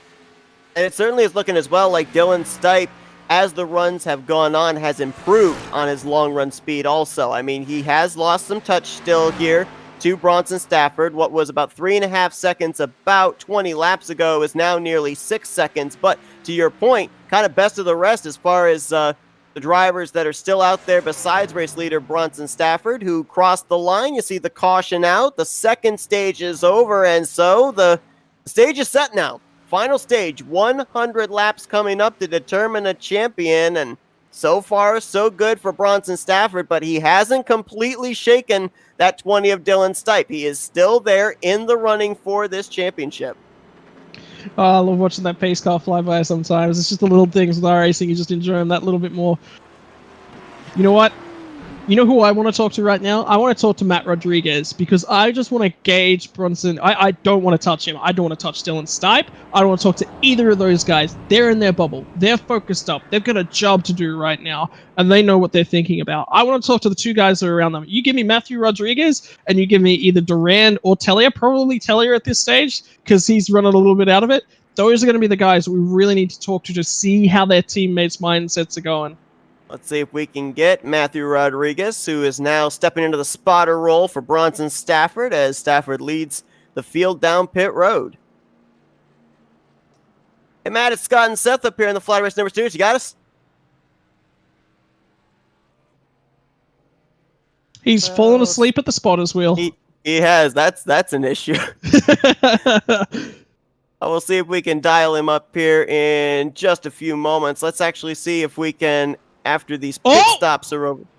Did Stipe get that? Did Stipe get the race off pit road? No, he didn't. Not quite. It was close. Oh, it was close. It was really close. Man, I thought he got it. When I quickly looked up, I thought he did get it, but is that a statement being made there from the 20 car? How has he made that pit stop? Ooh, it does, doesn't it? It really, really does. That's so close. Ooh.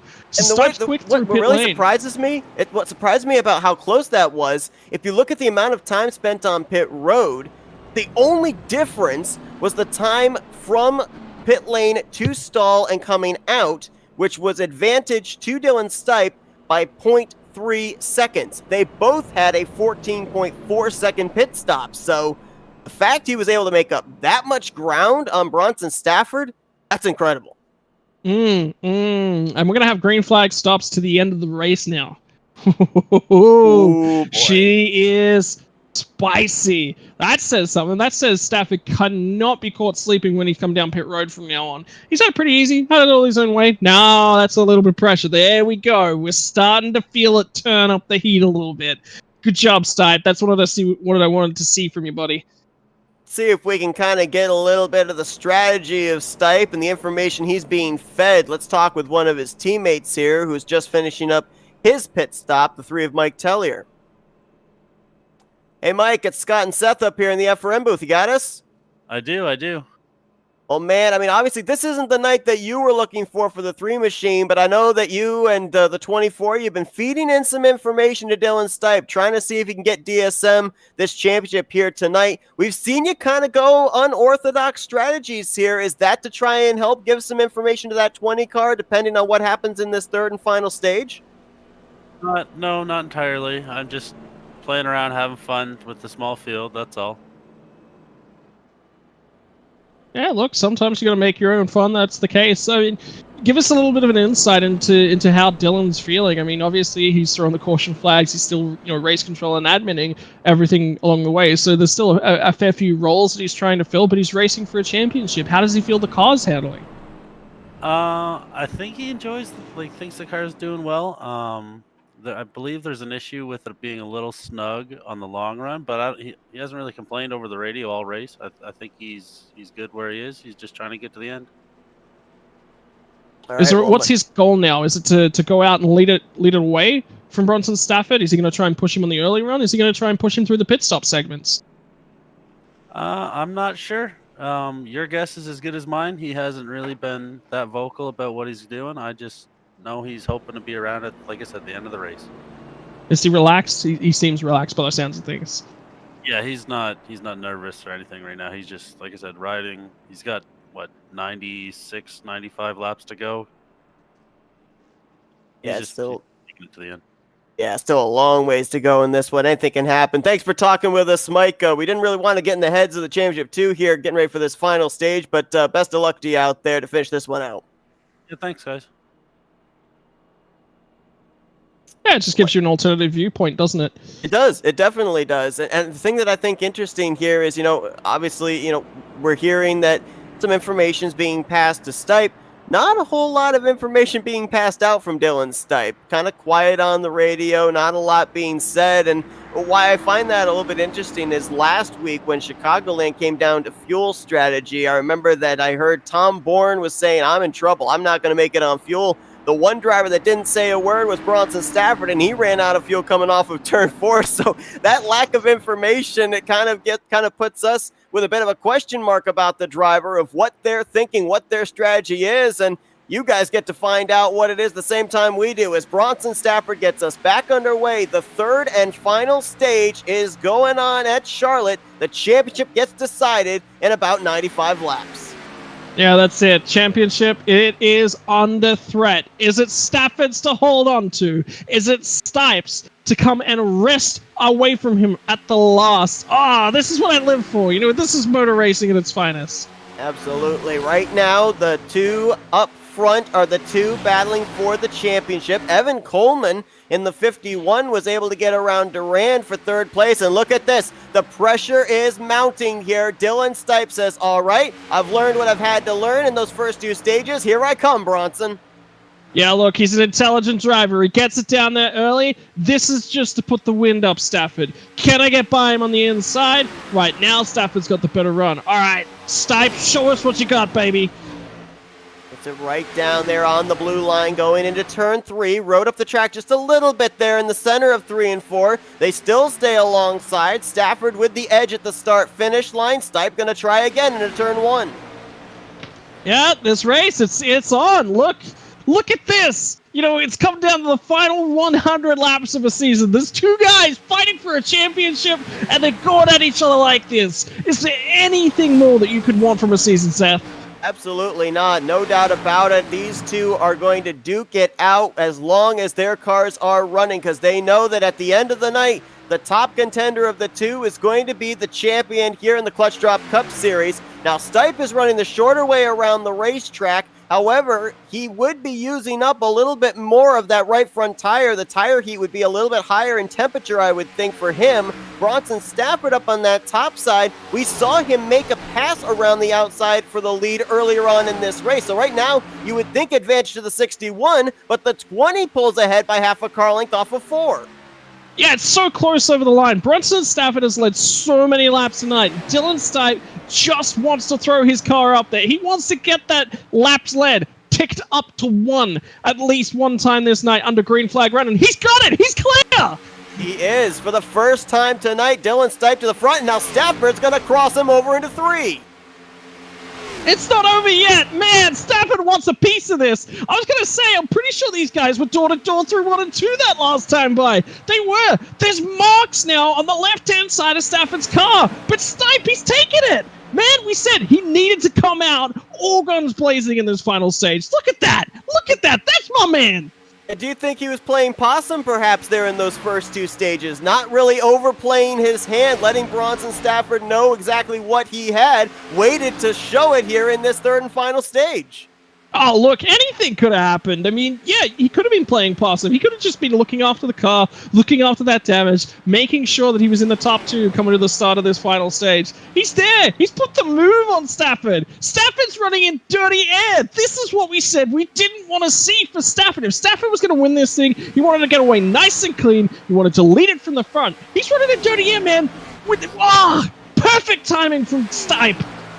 Maybe this is why Stipe wasn't really giving a whole lot of information to the drivers that he's got in his team room with him, Mike Tellier and David Duran, because he wanted it to be a surprise for everybody, as he right now enjoys about a car length and a half lead back to Bronson Stafford. Stafford, for really the first time tonight, running in that dirty air. Even when he was running behind the 24 of David Duran earlier on in this race, he wasn't running that close. Now he's back to the inside of the 20 car for the race lead, and you talked about the fact that 2 of them had actually made some contact. The thing that would worry me about that is we go all the way back to lap 1 of this race. There was space between 2 cars that led to a wreck. Got to be careful how close you get to your competitors here with the championship on the line.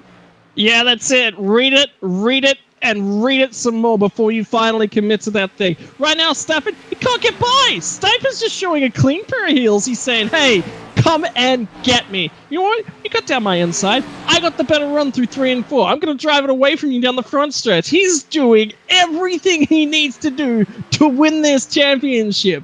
We've got 90 laps to decide this thing. And I have a feeling we are about to see the best damn 90 laps of the season.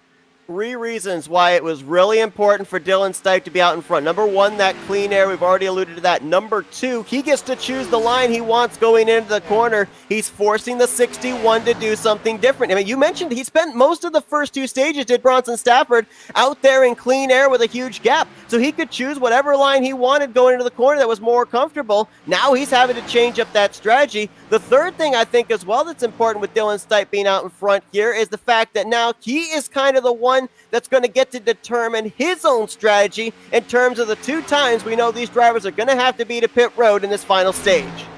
Yeah, the thing I wanted to talk about, actually, just taking a look at Stafford's car, it does not look good through the middle of 3 and 4. That last time around, he looked like he was having to check up. He's taking the lead back and away. Now it's Stipe's turn to respond. Straight back down there. Not even a hesitation from Dylan Stipe.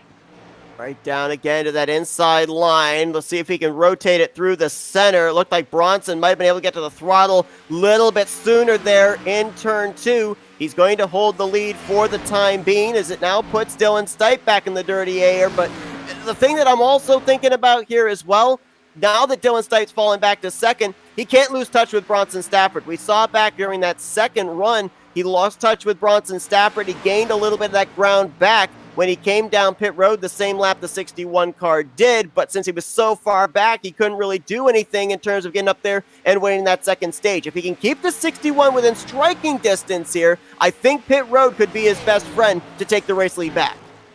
Yeah, potentially. I mean, we're about to see, right? We've got, what did I say? We've got 33, 33, and 32. How are you going to split them up? There's no way you're going to run any longer than that. You're going to want to split these tires as evenly as you possibly can across this last stage. Do you want to have that 1 lap set of fresher tires? Ultimately, across the entire race, something somebody has told to me a few times that will always stick out. If you're in control of the race, you go 2 laps longer. You always go 2 laps longer before you come in for tires. Do you know why that is? Because those 2 laps, they're a couple seconds, right? They're 3 to 4 seconds worth of time. You make that up over the entire rest of the stint. You go any longer than that, you don't have quite enough time to make that time back up. So, got a battle back here for 4th place. Evan Coleman and Matt Dyer trying to see who's going to finish out the season in the 4th position. Those 2 drivers nose to tail. Right now, 6 drivers still in the running of this race, as it looks like the 43 of Nick King came to the garage area about 4 laps ago. So 6 drivers left to battle it out. 5 of them right now on the lead lap, and pretty much in perspective, looks like 2, maybe 3 with David Durand will be the ones to settle it out for the win here tonight.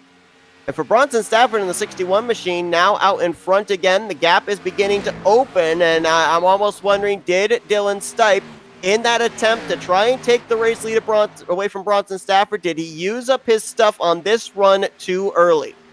Yeah, I think what you were talking about, he got down to the inside and he hung there for so many laps. I think he burned up that right front. Right now, settle into the groove. Just set yourself back.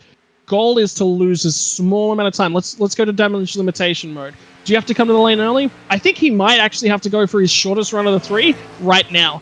So we're expecting him in, I'd say, about lap 32. How do you go with the fuel? I think you're going to shove as much fuel in the car as early as possible. You want to make that last stop as short as you possibly can. You want to be in, you want to be out. You don't want to show anything earlier. I always hate to be that lead guy towards the back end. I'd prefer to be chasing. I know what my targets are. My lead guy, he's like, okay, I need to prevent losing this much time. Well, I just lost more than that. Okay, well, I got to prevent losing even more time. Oh no, it's all going wrong. The chase car for me has always felt to be the stronger. That's where I want to be. I don't know these guys' mindsets, but that's where I'd want to be. Right now, for Dylan Stipe as well, we have to remember that incident back on lap 1 that took out 2 of our play contenders, Tom Bourne and Justin Munsell, that Dylan Stipe ended up getting damage in that as well, getting hit from behind, and has had that rear end damage the entirety of this race. I don't know if it's still visible there. He has been getting it repaired every time he comes down pit road as best he can, but you can still see the damage to the rear end of that car. You got to wonder if that has been affecting his car a little bit. I think we heard from Mike Tellier that he was complaining about his car being just a little bit snug. Would that damage be leading to something like that? I mean, it could. I mean, it definitely could, and it could also be leading to the way that the car's handling over the long run. Let's talk about that for a moment. Durand, we've seen this trend, right? Really quick at the start end of the run, it falls off in the middle of the run. Look at Stafford. Stafford's out to a 1.5 second lead. There was only a couple laps ago these guys were racing with everything at each other. Now all of a sudden Stafford's just disappeared up the road. Yeah, it could be. Have a look at where that damage is. It's actually in the stripe along the rear wing, basically. So not the top perspex section, but the section just underneath that is where the damage is. So it is definitely going to be affecting the airflow over the car. How much?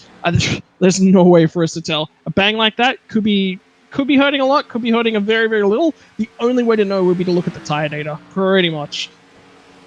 Definitely is. Right now, that 2.5 gap you were talking about is now grown to 1.7 seconds between Bronson Stafford and Dylan Stipe. Stafford going to cross the line and put lap 166 onto the board, giving us 75 laps to go. So far, these drivers have completed at about now almost 3/4 of this race. In about 10 laps, they'll have reached that point. Long race for these drivers, and one of the things that I asked these drivers during pre-race interviews as well was about how this race, 360 miles in length, a lot of times these kind of endurance type races can really wear on the driver mentally and physically. For Bronson Stafford here, we've seen him be very strong in the first 2 stages. That was when obviously he would be mentally fresh. Do you, at this point in time, going out there, just turning this laps, are you having to try and fight, not going into a lull and kind of having your mind lapse? Does the ability to focus start to wane a little bit here for the driver of the 61? Look, it potentially. I mean, I've got no idea, the surrounding. The big thing for me is the surroundings. Is the room that you're in bright? Is the room that you're in dark? You don't want your eyes to be working harder than they have to. You want to be, nice medium. So looking after your driving environment, what's the temperature like in there? If it's really, really hot, of course it's going to burn up a lot more. If it's a little bit cold, you can get away with it. In fact, if you keep your room just that little bit cold, what it actually does is it wakes you up better and it helps you to focus. So that's generally where you want to trend. It's a long race. You mentioned that mistakes could start to creep in. But you know who's had the easiest drive of the night? Bronson Stafford, man. Mm-hmm. He's been around so little traffic. He's been not mentally exerting himself. The only thing he's got to think about right now, what am I pitting? What am I taking?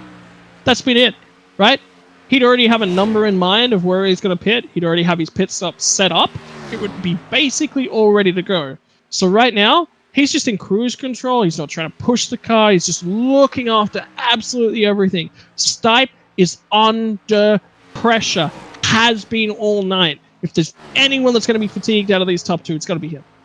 And if you think about it, too, in terms of conditioning yourself, Bronson Stafford prepared in another sense for a long race like this as he took part in that iRacing 24 Hours at Daytona. So, he knows how to keep himself mentally focused for a long endurance type race. And I think we're starting to kind of see that transfer. Obviously, different car, different track and all that. But in terms of the mentality and how you approach the race, knowing it's going to be a long one, can take a little bit away from that iRacing Daytona event and apply it here tonight.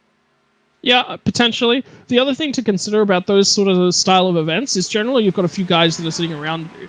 So normally the Discord chat that he'd be in, there'd be a fair bit of banter, a little bit back and forth. Oh, hey, I'm coming down your inside. Yep, no worries. You got a car that's here.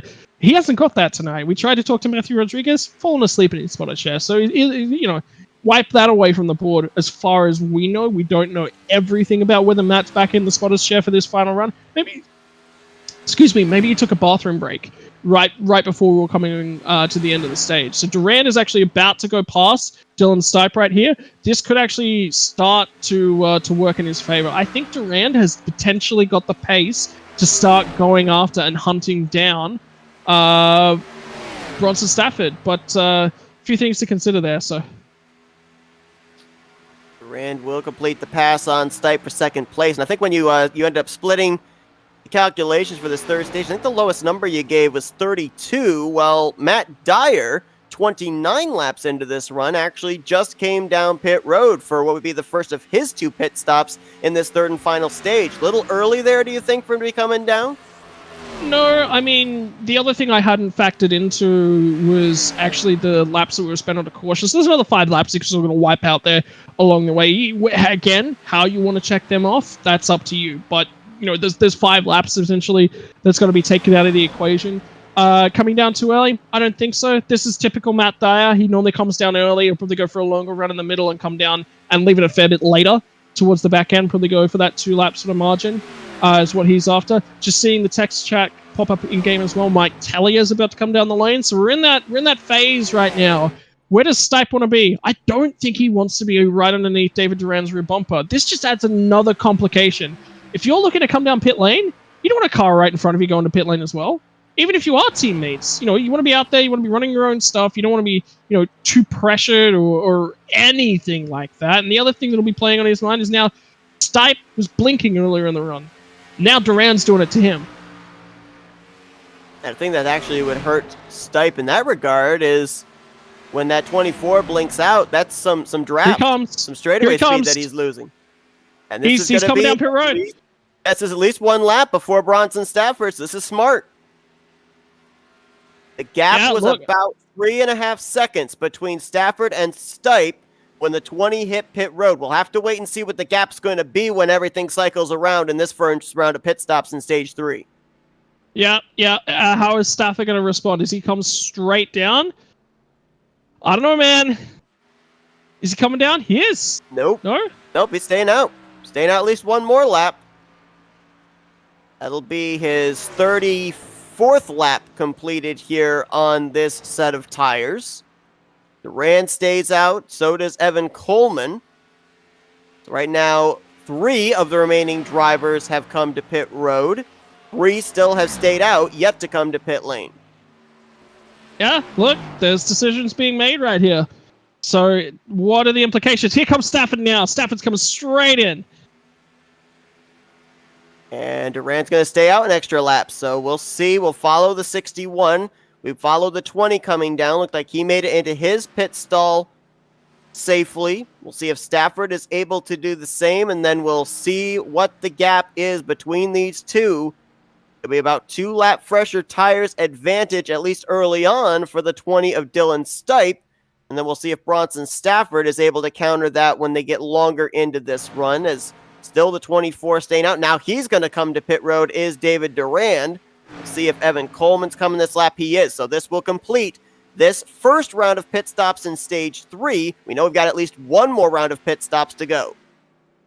Yep. 1 round done. 1 to go, man. I love it. Look at that. Dice just taking the lead. Dice took He the did. lead. And he was on pit road 8 laps ago, so that strategy just got him to the front. And look where Stipe is. Stipe is right in the picture as well, man. He's trying to swing around the outside there, Bronson Stafford. Whoa! Stafford rode up the track. Stipe nearly got up into the wall trying to give him the room. That was dicey off of turn 4. Yeah, it's time. We're going racing for a championship, boys. Ain't nothing that's going to be left out of here. Now, you got to remember that Stipe got that run. He's used it to try and get back up onto the rear end of Stafford. How is Stafford going to defend this? Is he going to defend this? Let it go. Let it go. Let him go burn up his stuff, man. You've been running your laps all night wrong.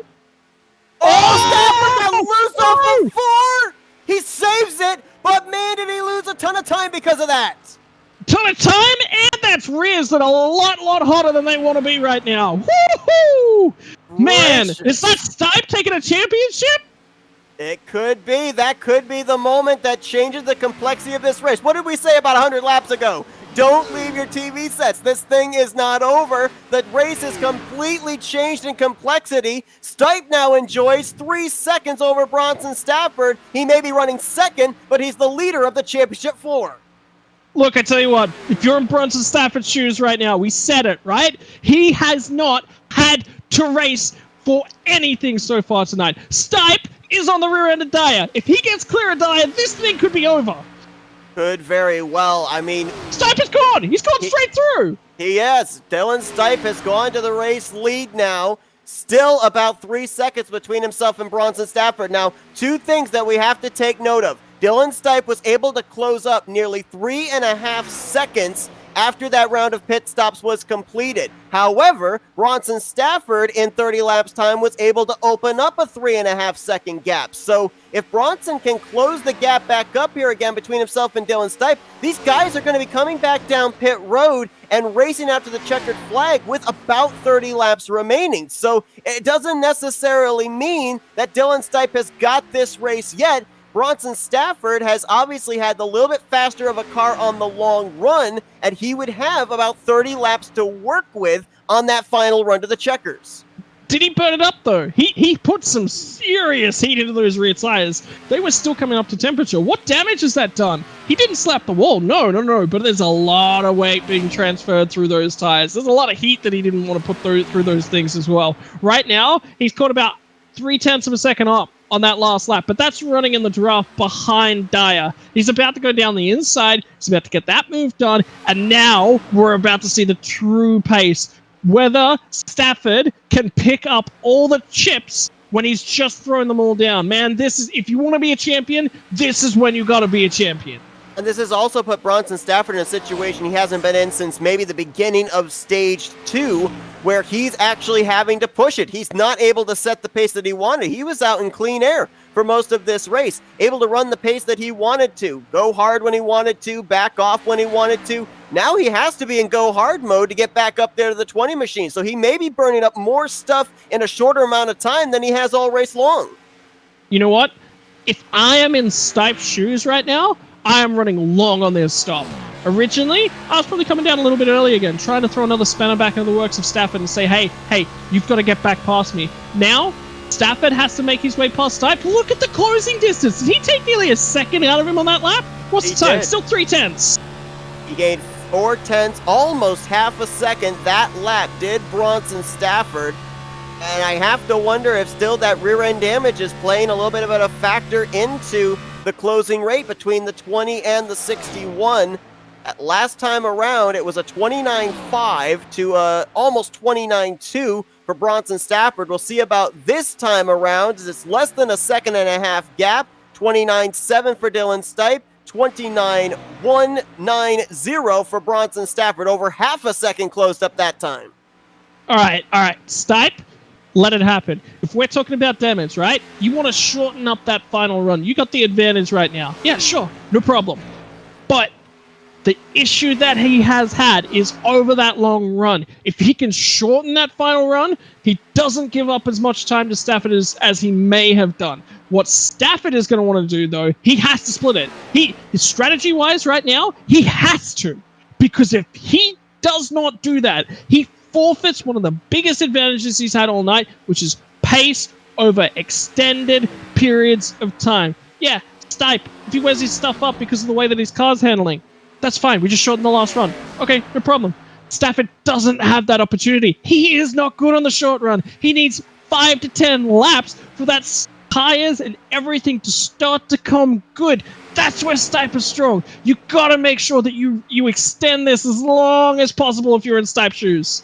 Bronson Stafford has closed the gap up. Saw some smoke there in turns 1 and 2. That might have been from a car that might have been blinking in and out. As Stafford on the back bumper now here of Dylan Stipe. We'll see what kind of a fight Stipe's going to throw here. He kind of pinches him down in the bottom. Stafford's going to force his way there. We'll see if the 20 is going to let him on by, adhering to your advice there, Scott. But I think if we go back to that... No. You don't let him by. You don't let him by. No, you want his right front. No, you want his right front as hot as you possibly can. You want to make him work for it. You're not going to push yourself out there and make yourself and your car work hard for it. You're just going to make him work harder than he wants to. And it looks like he might be doing just that, trying to run that outside line, but looks like Stafford will clear him off the corner. But going back to turn 4, that near spin that Bronson Stafford had, I don't think we can stress to anybody just how close that was to Bronson Stafford nearly throwing this championship away. A lot of times when a driver gets loose off that corner, one of two things happens. They either spin into the infield grass, and a lot of times a caution doesn't necessarily come out for that because it's considered off the racing surface, or they overcorrect it nose first into the outside wall, which is what I thought was going to potentially happen to Bronson Stafford. The fact he was able to keep that thing from wrecking, absolutely incredible. And then the fact that he was then able to take that car that nearly was a wrecked race car, drive it back up here to the front. Bronson Stafford, that laser focus is still there. And that car pace over the long run, it's still there as well. Stipe right now, he's sitting right there. He's still getting the benefit of the draft. He's within that second margin, so he's not out of this just yet. If anything, I mean, he gave away, what would you say, 5 seconds? Because of the time that he also had to give up when he was overtaking Stipe once again, let alone the time that he lost during the spin. So that's 5 seconds. We were talking at the end of one run, the gap was 3 seconds, right? The gap was 3 seconds. Stipe got ahead of him. Then he had a moment. Then he had to get back past him again. That is nearly 2 runs worth of pace that he's had to give up right there, right? So, honestly, I don't know what to say.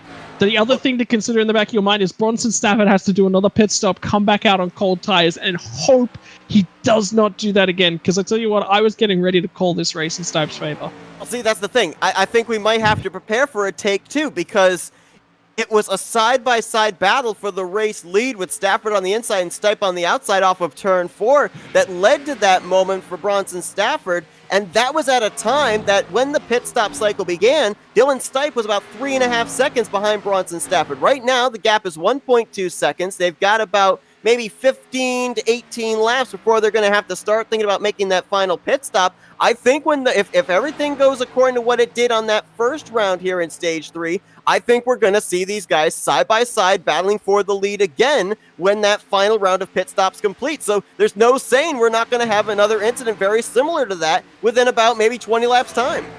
You know what else is playing into this picture that we haven't even considered? Look, he's just up the road from Mike Tellier.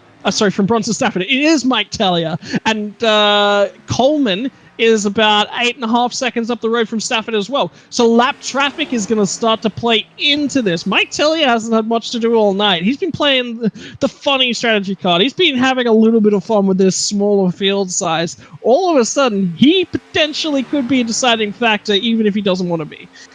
Certainly could be, as Mike Tellier right now 3 laps down. Currently looks like he could maybe finish with a top 5. He's only 1 lap behind Evan Coleman. So those two could end up battling it out for the final top 5 of the season, depending on what happens on this final green flag pit stop. And as you mentioned, with Coleman up ahead there in that 51, another driver that could play a factor here as well into who could win this race, subsequently win this championship. Now, the 24 of David Duran, we kind of labeled him as a possible dark horse at the beginning of this race, and he has stayed up in the top 3 pretty much the entirety of the second and now third stage, but as we go into the longer run, it just doesn't look like this 24 car has the long run speed necessary, and I don't think he's really close enough either to pull off the kind of strategy we saw Dylan Stipe able to do about maybe 30 laps ago. Yeah, look, honestly, I haven't thought much about David Duran in a fair while. I've had my my eyes full of a little bit of Bronson Stafford and Dylan Stipe going for their own championship battle. The gap from Stipe to Duran is about 5 seconds. It is closing a little bit. So Duran is slowly driving his way back up to Stipe. The margin now between Stafford and Stipe has blown out to 2.3 seconds. Tellier got straight out of the way, not a factor. That's what I wanted to see from Tellier. He's a smart driver, man. I had faith in him that he would do this, but it's a motor race. You can't count on anything. You know what I like looking at? 43 laps to go, man. It's so close. 2 seconds in it after nearly 200 laps. What more can you ask for? We are setting up for what could be a good one here tonight at Charlotte between Bronson Stafford and Dylan Stipe. That final round of pit stops could very well be the deciding factor in all of it, and it's only about 10 to 15 laps away. We're going to step aside for a quick commercial break. We'll do a little bit of side-by-side here, and then we'll be back and bring you guys to the checkered flag. Stafford and Stipe to settle it out to see who's going to win the championship here tonight in the Clutch Drop Cup Series. Don't go anywhere. Our coverage continues right after this.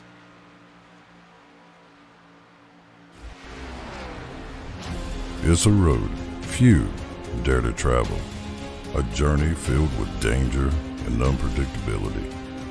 So why do we traverse this road?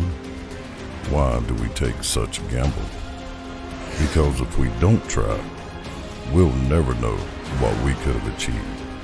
That's why we strap in, rev up, and fix our focus on the ultimate prize. Because the reward is well worth the risk.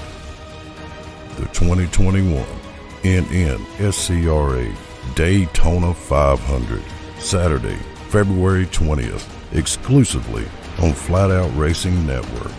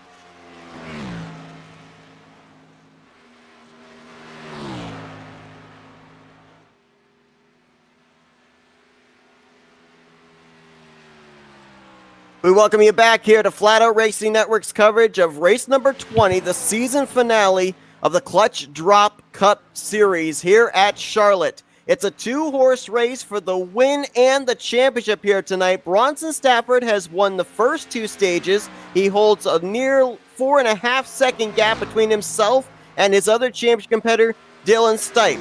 These are the 2 remaining as the other 2 competitors were taken out back on lap 1. 35 laps to go. One more pit stop left here, Scott. It's shaping up to be one of those classic Charlotte races.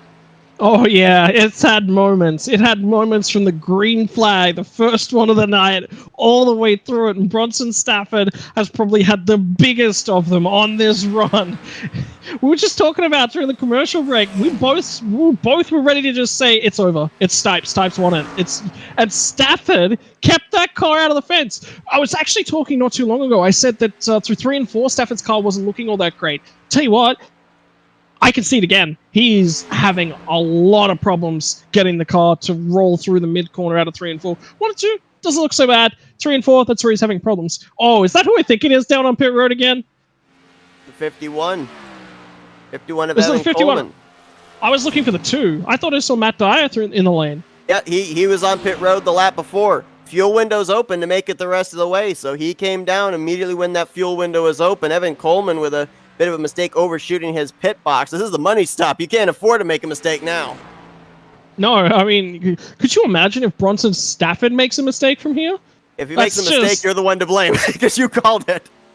Yeah, so, look, Stafford's had to do more now than he's had to do all race long, and he had a moment. He captured it all back up again. This has been a champion drive. He's led from the front. He's led the vast majority of the laps. We're talking like 95, 98% of the laps, somewhere ridiculously in about that sort of range. And he's done it with the grace of a champion. He has a bobble like a champion. He picks it up like a champion, and he drives that thing back to the lead like a champion. Dylan Stipe right now, 6 seconds back. That means in this stint alone, he has lost nearly 10 seconds. He had a 3-second margin over Stafford's in the lane. Stafford's in the lane. And he's going to come to pit road, and this could be a championship lane strategy here because he's going to have slightly fresher tires than Dylan Stipe when he comes back off of pit road. You called this, though. You said that during the commercial break that you thought that Dylan Stipe was going to have to go long, go as far as he possibly could, and save his tires for a shorter stint to the checkered flag. But the thing that I'm worried about, though, last time the pit stops happened, the gap was 3 seconds. This time it was 6 seconds. I don't know if you can make up that amount of time. No, but we did remember the last time. It was they pit nearly, actually, they went in on the identical laps. So last time there wasn't sort of really much to compare to. This time, Stafford went in later. Stipe went in very, very early last time. So it was only 3 seconds, didn't have that little bit longer in the stint to sort of let things develop a little bit longer. Surely he's got to come in. I feel like he's coming in. Yes, Stipe is in. Bronson Stafford just left pit road. Matt Dyer came back down pit lane in the 2 machine. He had just been on pit road. Oh, tough. That's got to be a speeding penalty. That drops him at least to the 4th position, and we'll see if it drops him to 5th as Evan Coleman's back down the track. David Duran now comes to pit lane, and Stafford just went around Dylan Stipe to take the race lead back. Stipe just now coming off of pit road. Yeah, 3 seconds, 4 seconds, 5 seconds, 5.5. We're going to be 6 when we get to this back corner. So that's about where it was before the pit stop. Actually, maybe he's gained half a second in Bronson Stafford's favor. Right now is the championship decider. We are on the final fuel run of the season. This is it. Duran going to pop out in the middle of them? He's just now coming off pit road. Nope, he's going to drop at least a third. Stipe just got around him going into turn 1. And the thing for Bronson Stafford, the gap opened up even more because he was up to speed when he got into turn 3. And the 20 of Dylan Stipe was just then coming off of pit road on the exit of turn 2, not up to speed. So the gap now is about 7 seconds between Bronson Stafford and Dylan Stipe. So with 27 laps to go, the likelihood of us getting a caution doesn't seem like it's going to happen. Bronson Stafford has been very good in running consistent pace. There's no traffic really behind him, no traffic up ahead of him. What is there? What little last chance does Dylan Stipe have to be able to keep his championship hopes alive, or was it that final pit stop that killed it? Well, he's got cleaner tires. I am monitoring these sector times like a hawk. 0.2 in the first sector. 0.3 it's telling me in the second sector. That can't be right because the overall lap margin was 0.4 of a second. So Stipe is coming. This is where he's strong in the sand. If he is going to make this thing stick, it is now. He has to close that margin. He has to put pressure on Stafford. Stafford's coming up on lap traffic, man. He doesn't have a clear track ahead of him. Matt Dyer's in the middle of this as well. So all of a sudden, these guys that have been a part of this story all night long are lap traffic, and they could cause a problem. Get out of the way, guys. We've got a championship we're fighting for. That car just up ahead there is Evan Coleman, 4th position. Took that 4th spot after Matt Dyer had to come down pit road to serve a penalty. Oh my goodness, the 61 rode up really close onto the back bumper of the 51 off of 4. That was close for the race leader. Well, just listening to this chat in the radio, Evan Coleman's on an alternative tire strategy. I think he's on super old tires right now, so that's why he's really, really expiring.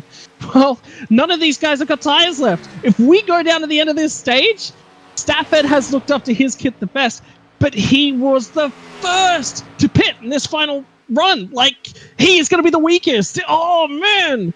This race has not thrown its final dice yet.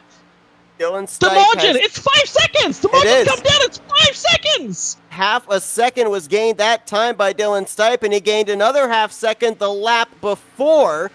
I don't know if necessarily it's him running down Bronson Stafford or if that checkup by Bronson in turn 4 with Evan Coleman played a factor into that or not, but the 20 is coming. The gap continues to close. It's now less than 5 seconds with 23, now make it 22 laps to go. Now the thing here for Dylan Stipe though is he has to hope that his run doesn't stall out here as he's continuing to close the gap, because if those tires start to go away, all the ground that he's gained here could easily be lost when we get down to the final 10-15 laps.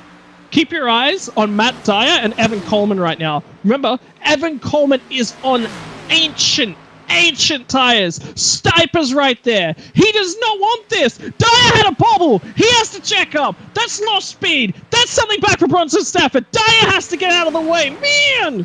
Motor racing. Who doesn't love this stuff? Dylan Stipe is going to get through that traffic. The question is, how much did he lose in that exchange? Looks like it translated to maybe about 0.2 of a second. We'll see if he's going to be able to gain that back. That helped the 61, at least for the moment. The other thing that's helping him is every single lap that he ticks away, because every lap that goes away is one less lap for Dylan Stipe to work with to get back into the championship picture.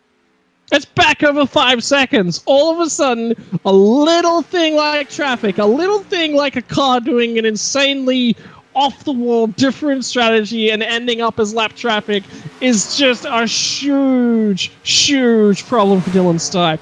But I tell you what, he's the fastest man out on track right now. Like, you can't take anything away from him. He has done an exceptional job. He got hit on the first lap. He was a part of that, and he's still here fighting for a championship. The thing that made it even harder there for Dylan Stipe when he caught up to the 51 and the 2 was it wasn't one of those cases where those two drivers being a lap down would get out of the way of that driver on the lead lap, because they had something to race for as well. That was actually a battle for 4th place between Matt Dyer and Evan Coleman. So Dyer was going to make sure he picked up that spot before getting out of the way of the 20 machine. He had his priorities, had his agenda in front of him, regardless of the fact that Dylan Stipe was trying to close up that gap between himself and Bronson Stafford.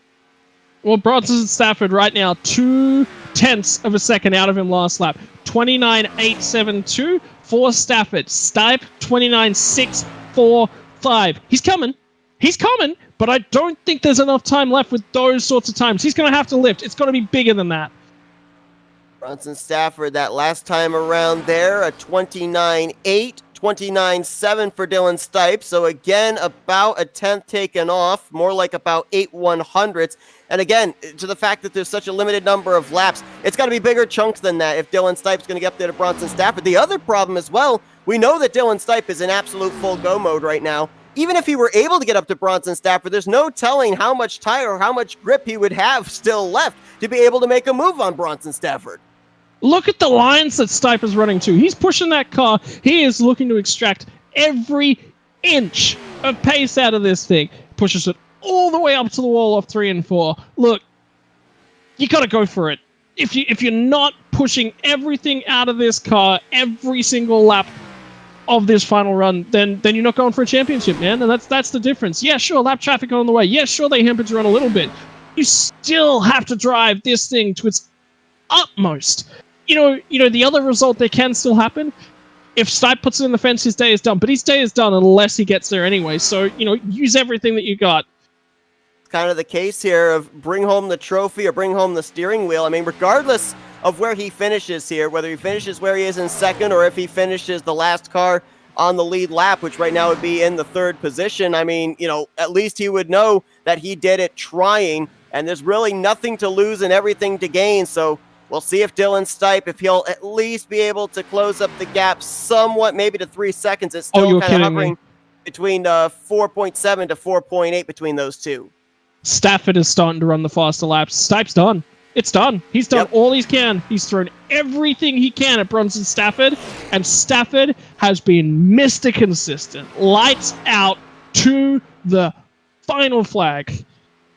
Going to be 14, now 13 to go for Bronson Stafford. And as mentioned at the top of the program, all four competitors came into this race in such close proximity. All had been to victory lane once this season. All of them have been running around each other in the same portion of the track week after week. A lot of times we come into a Final Four, there's always a clear favorite. There's always an underdog. This was not the case here tonight. No telling of which one of these four was going to be the one to close out the deal. But if we looked in terms of how they transferred into the Final Four, Bronson Stafford transferred in the number 4 seat. So if you want to use that as the underdog area, it would have been Bronson Stafford. And here tonight, he is just 12 laps away, 11 and a half down the back straightaway from claiming the championship here in the Clutch Drop Cup Series. But again, we keep saying it all night long. It still holds true.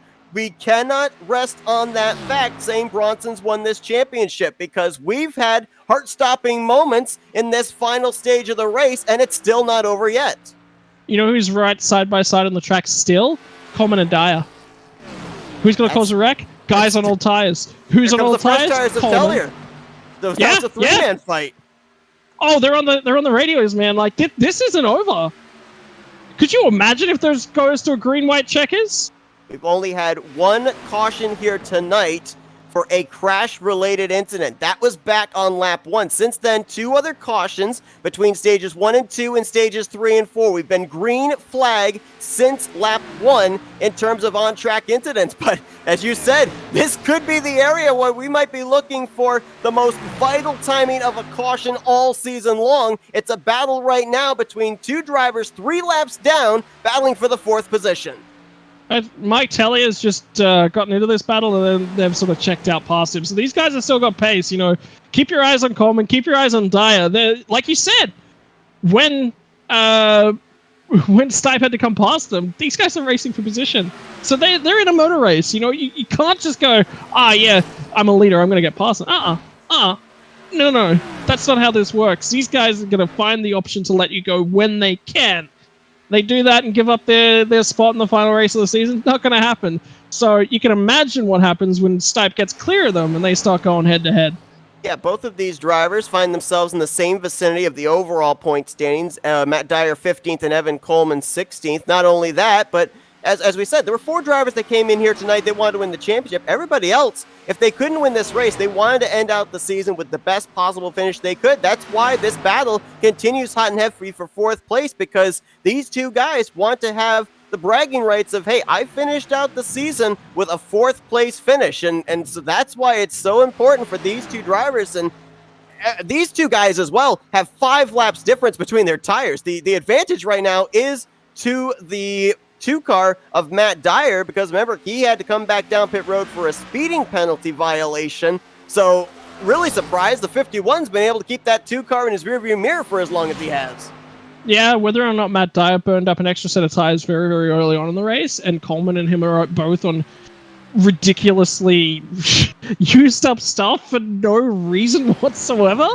I mean, we said it. You don't give up this motor race until the very, very back end of things. Matt Dyer is aggressive on his tires. The way that he drives the car, it's a lot more aggressive. He gets great pace out of it early. We're now trending towards the back end. So this is where Coleman has tended to be stronger right throughout his stints. But have a look at that. Dyer's entering a little bit higher, running that higher line through 3 and 4, trying to make sure that he's hanging onto his tires just that little bit more. These guys are running alternative lines, means they're alternative on pace, means there's potential for contact.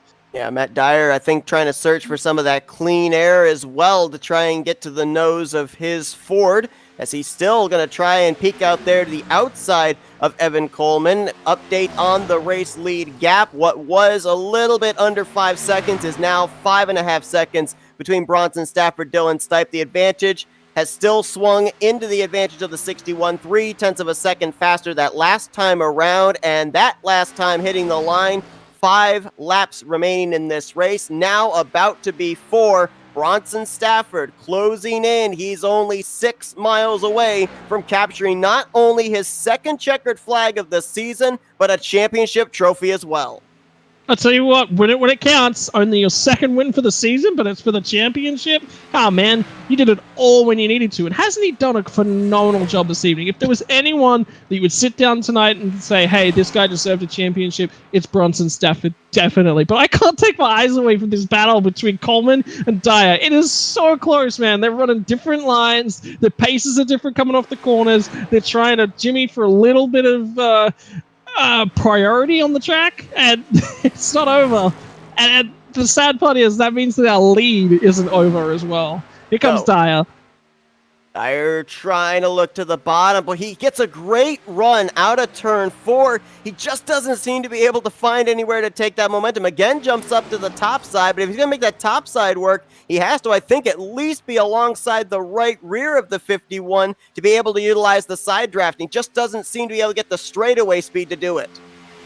No, but he's still there. He's still in the picture.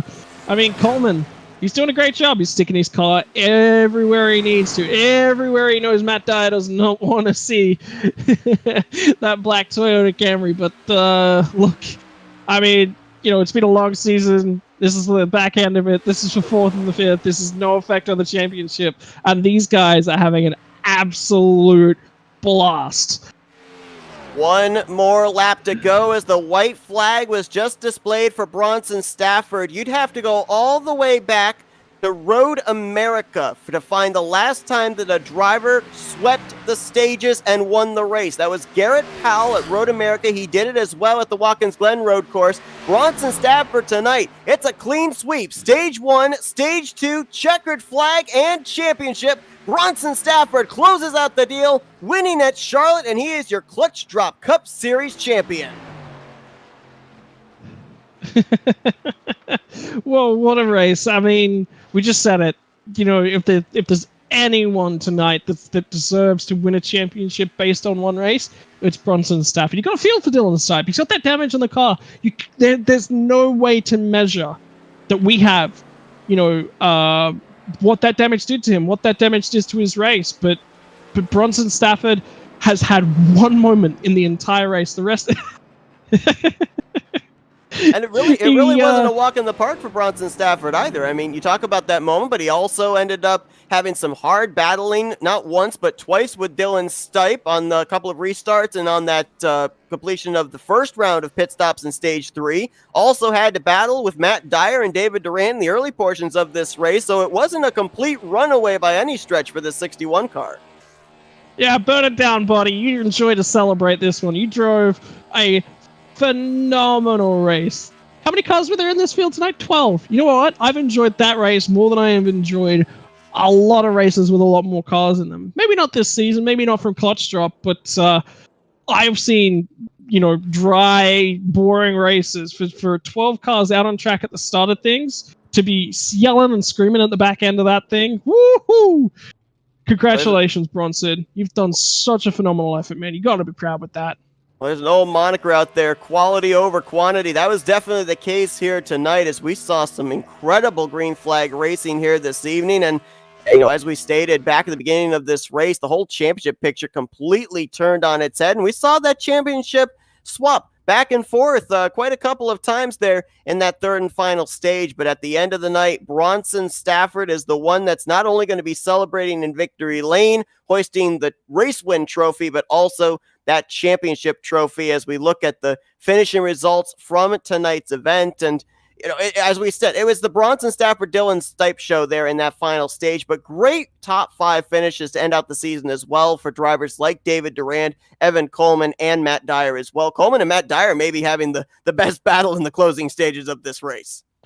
Oh yeah, look, I mean, but that's what you can say about clutch drop racing as well. There's been battles right up and down the series. Yeah, you end up be a Mike Tellier who's run a phenomenal season, didn't make the playoffs, but still had a phenomenal car and was a little bit hurt by damage towards the back end of that race. You might not be, David Durand, who I think has run some of the fastest racing laps this season tonight. And he wasn't racing for a championship; he was still fighting. But you've also got guys like Nick King, Nathan Hall, Derek Schilling, Bob Carroll, everyone. Matt Dyer, for somebody who was 3 laps down, he ran some phenomenal segments of that final stint as well. Everything that the drivers ran. This is why I love oval racing. You can have flashes of this in circuit racing, but in oval racing it's a bit different. There's so much side by side racing. There's so much going on, and the benefit is that if you jump into a series like this, you're gonna find somebody, even if you're racing there's 32 cars in the field and you're racing for 31st, 32nd. That is still an achievement, and any time that you're competing with somebody, the joy of motorsport really presents itself, outplaying somebody, playing the strategy card, playing the setup card, any of those sorts of things. They are just on point, and any of these racing series that are like this to really show that. Clutch Drop goes the next level with those team races as well. So look, if there's anyone that's out there that's watching tonight that wants to get involved, congratulations to Bronson Stafford. He's a champion, but guess what? That means the new season is only just around the corner, and Stafford's going to have to come back and defend that title. Absolutely. From the elation of drivers finishing out the season really well, we then drop down to the bottom portion of the running order. And I mean, down here, obviously the 2 heartbreaks. Tom Bourne, Justin Munsell came into this prepared for 240 laps of racing and didn't even make it past the first lap with the championship hanging in the balance. Obviously the heartbreak there, but again too, you talk about the fact that Bronson Stafford's going to have to come back and defend that championship. There's no doubt that Tom Bourne, Justin Munsell, those are going to be 2 of those prime contenders trying to get redemption for what happened here tonight. And I hate to say it, but I have my doubts about Luminary. Are we going to see that team with the success that they had last season? Look at that, 11th, 12th, 13th, the final 3 cars in tonight's race. 3 of them are Luminary drivers, all because of a lap 1 incident. They qualified well. Who do we have? Was it Munsell? No, it wasn't Munsell. It was Stafford and Munsell on the front row. Yeah, Matthew Rodriguez and Tom Bourne was a little bit, I think Bourne was like 6th off of qualifying from memory. But all of a sudden, these guys just got together. It didn't fall their way. So it was all 4 Luminary drivers off of the front 2 rows. So they've got pace. Do they want to come back after what's happened in the last few weeks? Do they want to race with those same guys? Do they want to say, you know what? I want to go against you next season. I don't want to be working alongside you. That's another story that'll develop itself. Matt Rodriguez has got some decisions to make. Who does he keep on side there? And I actually looked at the finishing results and noticed that 27 one-thousandths of a second separated Coleman from Matt Dyer coming to the start-finish line. Got a notification as well about going back, looking at that finish between those 2. Man, that was close. 2 of them wrecking, and shower sparks there coming to the start-finish line. But Coleman just barely edging Matt Dyer there for that 4th position.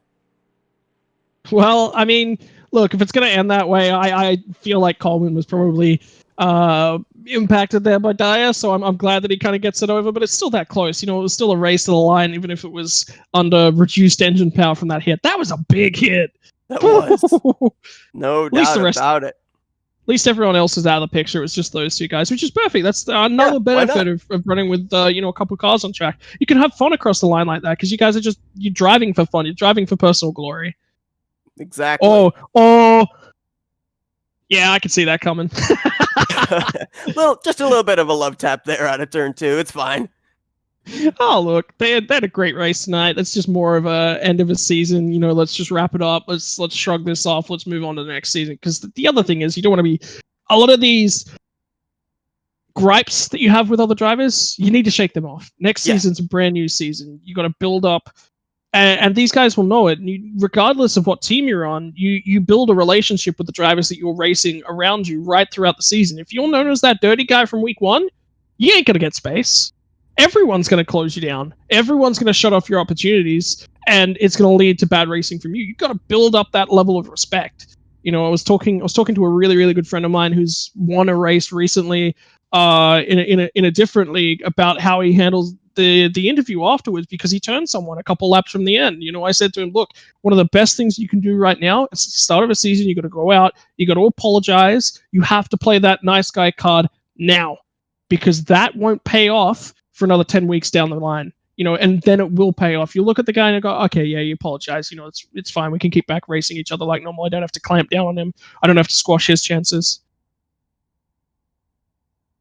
We're going to see if we can get some of our top 3 finishers from tonight's season finale. And I believe we have our 3rd place finisher, David Durand, on standby. Hey, David, it's Scott and Seth up here in the FRN booth. You got us? Yeah, I got you guys. Well, a great way for you to finish off the season here tonight. Top 3. We saw you out in front for a portion of this race back during the first stage, and saw you also put some pressure on the race leader in stage 2. Looked like you had a really good car on the short run. Were you trying to focus more on getting that long run speed, since we had that long green flag run in both stages 2 and 3? Yeah, I was pretty focused on trying to find some speed at the end right there.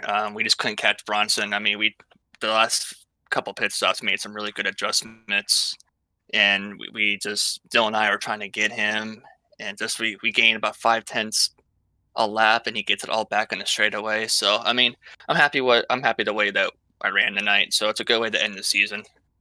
We ended up talking with Mike Tellier back during stage 2, and we were wondering about, with you as well as Tellier and Dylan Stipe all down there, the communication that was going on, trying to see if we could get that 20 car, the championship here tonight. Was there a lot of information being passed back and forth, or was there more experimentation than anything going on, trying to figure out how you could gain that time on Bronson? I think there was a little bit of both. We were trying to figure out after the first stage was over, so we had a feeling that he was gaining more speed down the straightaway, so we thought making a tape adjustment would work, and we were trying to all experiment that, so we did experiment that, and it worked for like good 20-25 laps when Dylan and I were up there catching Bronson, and then just as long as the run progressed, he just got faster and faster.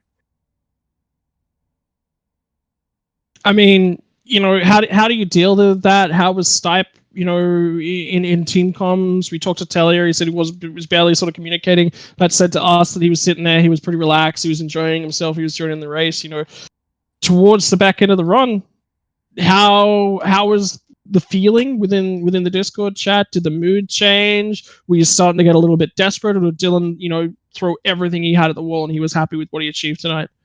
Well, I think I'm happy that what he achieved tonight. We were trying to figure out the right adjustment at that last pit stop. I mean, we were thinking about taking 2 tires on that last stop just to gain as much time as we can on Bronson right there. So I mean, we tried.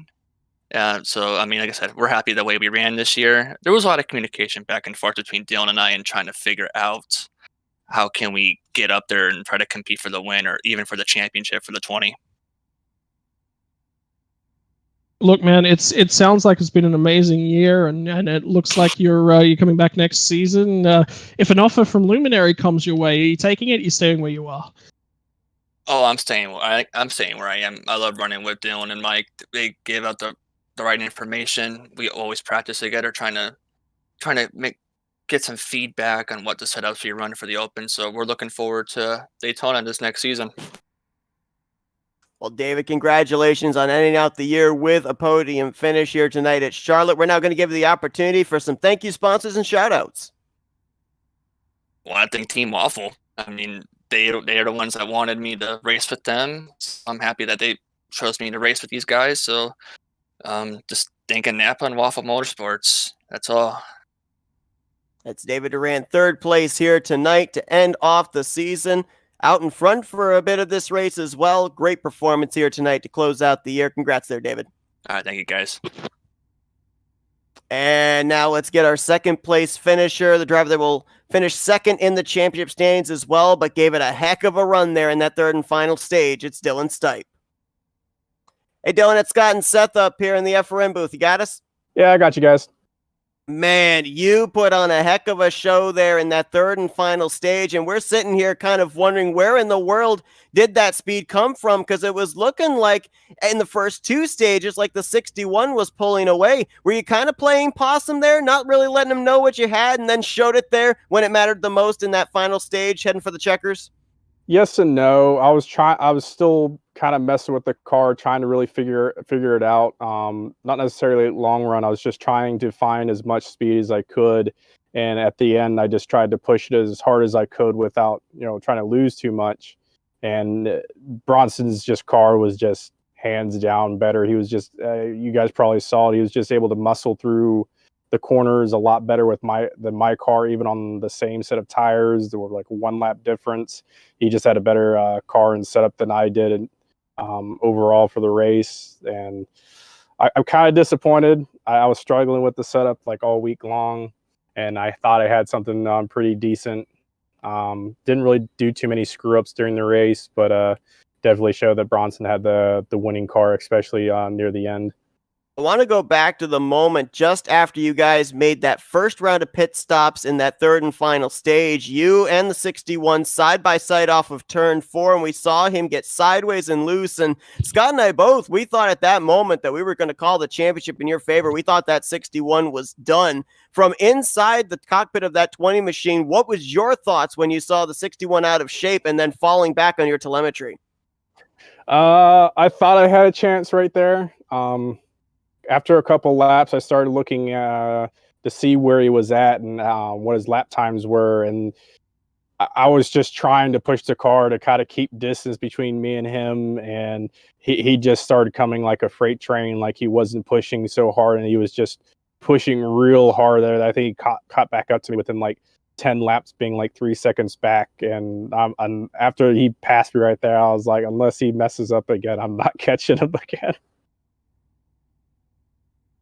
Yeah, look, man. I mean, your decision to go that little bit longer before the final stop, you ran such a long middle segment of the race. Do you think you made the right call, strategy-wise? The car was obviously very, very good on the short run. I said to Seth, I think the best thing you can possibly do is shorten up this final run as much as he possibly can. Do you think you would have had a better chance if you went any other way? You went shorter, you went longer? I don't know. I was trying to cut up the last section as best I could to try to alleviate having one more, like a section longer than the other, because either way I'd probably be losing speed in one area or not. But I think it really came down to a couple of adjustments I made were not the right choice. I saw some sparks coming out of the back of my car once in a while into the corners, so I was scrubbing a little bit of speed, and I think just the setup could have probably been a little bit better. Look, man, I think you ran a phenomenal race. I think the chips were stacked against you, and all I want to say to you, man, is keep bringing it back up. I mean, I'm pretty sure we just heard from Dave Duran. He's happy to run on the same team again. I assume that the sentiments mirrored from your perspective. Yeah, like they're all a good bunch of guys. I don't mind racing with them at all and practicing and trying to get a good setup for next week's races and everything like that. They're a good bunch of guys, and hope to actually race with them as a team next season here in a couple of weeks. Well, Dylan, congratulations on a great season overall. You were able to win your way into the Final Four at Talladega. You put on a great fight here tonight. Unfortunately, you came up a little bit short, but still certainly nothing to be ashamed of when you look at the season that you've been able to have. So congratulations on that. We're now going to give the opportunity, turn the mic over to you for some thank you sponsors and shout outs.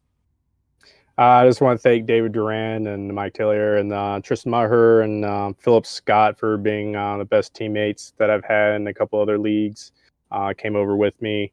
I think some of the setups and just some of the races that we've had during the season they could have done without their help and support. They're all a good bunch of guys. Don't really have any sponsors really shout out, just Waffle Motorsports, great bunch of guys. Hopefully be racing with most of them next season.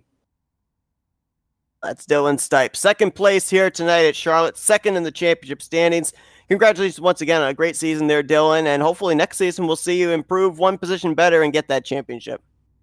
Thanks, guys. I appreciate it, and hopefully we'll go for the win next season.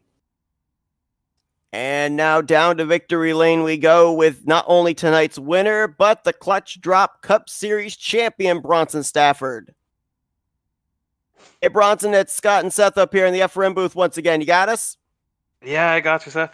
Well, man, we talked to you in your car back at the end of stage 1. Now we talk to you in victory lane. The deed is done. You're the champion here in the Clutch Drop Cup Series. What's the wave of emotions going through you now after you took that checkered flag? I'm really tired. Excited, but really, really tired. That was a grueling 240 laps. I mean, we saw you have a lot of speed here tonight. We saw a lot of times where on the long run you were able to pull away, but I want to go back to one specific moment because we got the reaction from the driver that was beside you, but I want to get the thoughts of the man that was wheeling that thing off of turn 4. I mean, what was the pulse rate after you gathered that thing back up? It actually dropped because I thought I died, but yeah. It's funny because in the Discord chat with Matt Rod and like Mike was in there at the time, I came off the corner and all you could hear in the chat was "oh," and the wheel just start freaking out and just yeah, I thought it was done right there. I don't know how I held on to it, but I'm glad I'm really glad I did. Oh man, look,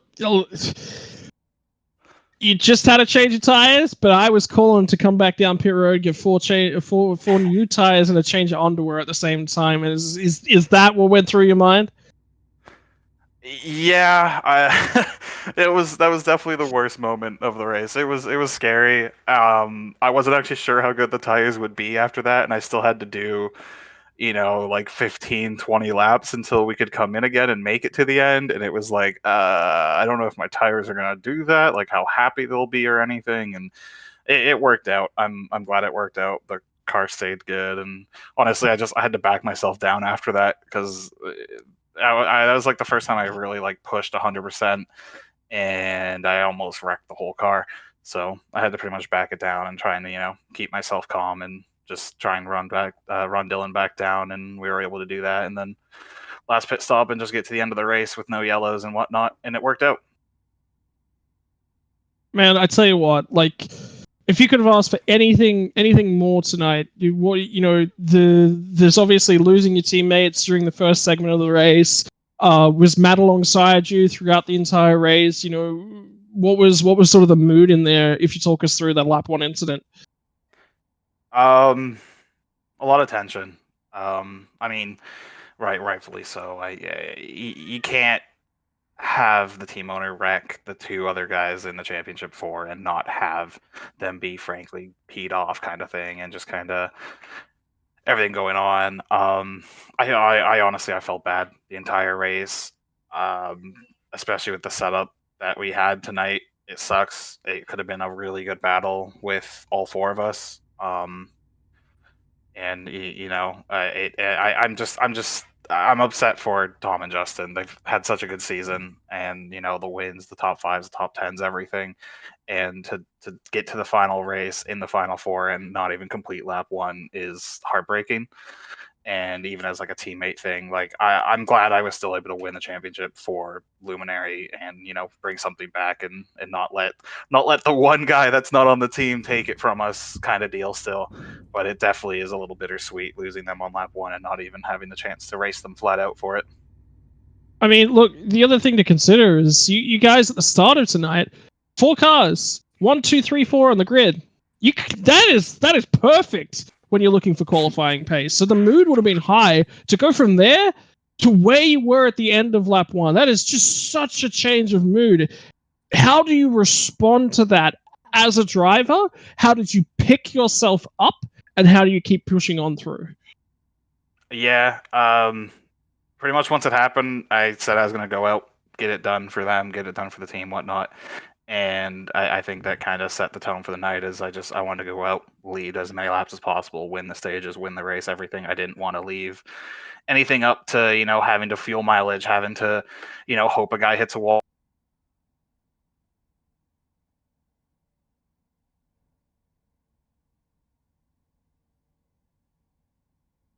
Yep. There we go. We got it. We got Yeah, it. we're good. We're good. Our broadcasting dropped out there. One thing I got to ask you here too, Bronson, is, you did something here tonight that we have not seen done this season. Yes, we saw it done at road courses, but a lot of times road courses are all about track position. Not at a 1.5-mile track or 2-mile track or a super speedway this season have we seen a driver be able to go for the complete sweep, win stage 1, win stage 2, and win stage 3. We talked about the fact that next season you're coming in the defending champion, and with a dominating performance like you had here in the season finale, do you feel like there's a bit of a target on your back heading into the next season of Clutch Drop? I think the team in general has a bit of a target. We showed up a couple of races into the season. We, right off the bat, went out and won the first race, and every week, honestly, every week, I think we could have won every single week given the right circumstances or cautions flowing the right way. I mean, Tom and I were both a quarter of a lap last week from being 1-2 in the race, and it's like things like that. It's just, I think in general everyone's going to step up their building and whatnot for setups next season. And with the way the schedule is going to change, I expect it to be a lot closer, since it'll be easier to pull setups for baselines and whatnot with following the more to the iRacing schedule and whatnot. People won't have to go out and find random sources, because I think that's where as a team where we really stepped up was the races that you had to pull, say, like a baseline setup from early 2020. The amount of changes you had to do with it with the builds and whatnot, we were able to do really quickly and then fine tune from there. Well, it looks like other people struggled more. So I definitely expect the competition to be, even better next season and even more fun. Well, congratulations, Bronson, not only on winning the race here tonight, but closing the deal, winning the championship as well. Going to be a lot of fun to watch you next season try and defend that championship. We're now going to give you the opportunity down there in Victory Lane to be able to do any thank you, sponsors, and shout outs you'd like to. Yeah, obviously Matt Rod, he put this whole Luminary thing together, and about 5 months ago we pretty much all signed on and came to Clutch Drop, did that thing, and we ended up where we were with 3 cars in the final 4, and ultimately at least one of them got the championship. Obviously Cineplex on board, Evil Controllers, and Smith Speed Shop, and Player One Coffee, all the guys, the sponsors and whatnot that helped make this possible, and Dylan and Mike putting on a great league and even letting us run in and being playoff eligible after missing the start of the season by 3 or 4 races and whatnot, and just everything in general. Huge shout out to Tom and Justin. I'm upset for what happened for them, but this one's pretty much for them. For I'm like I said, I just wanted to bring it back to the team at least for what happened to them and whatnot. So hopefully we go into next season, look just as strong, and see what happens. Well, after a dominating run here tonight, 240 laps are in the books. Bronson Stafford is not only the race winner, but the champion in the Clutch Drop Cup Series. Congrats, Bronson. You can now relax, go and enjoy your victory and your championship. Well done. Thanks, Seth. Have a good night, guys.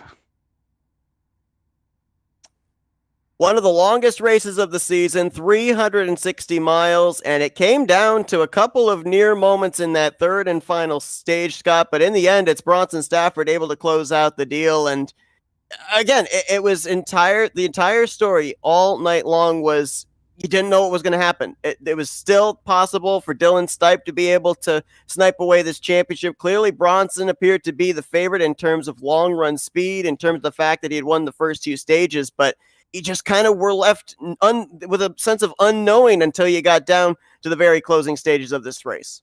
100%. I don't think at any stage was this race over.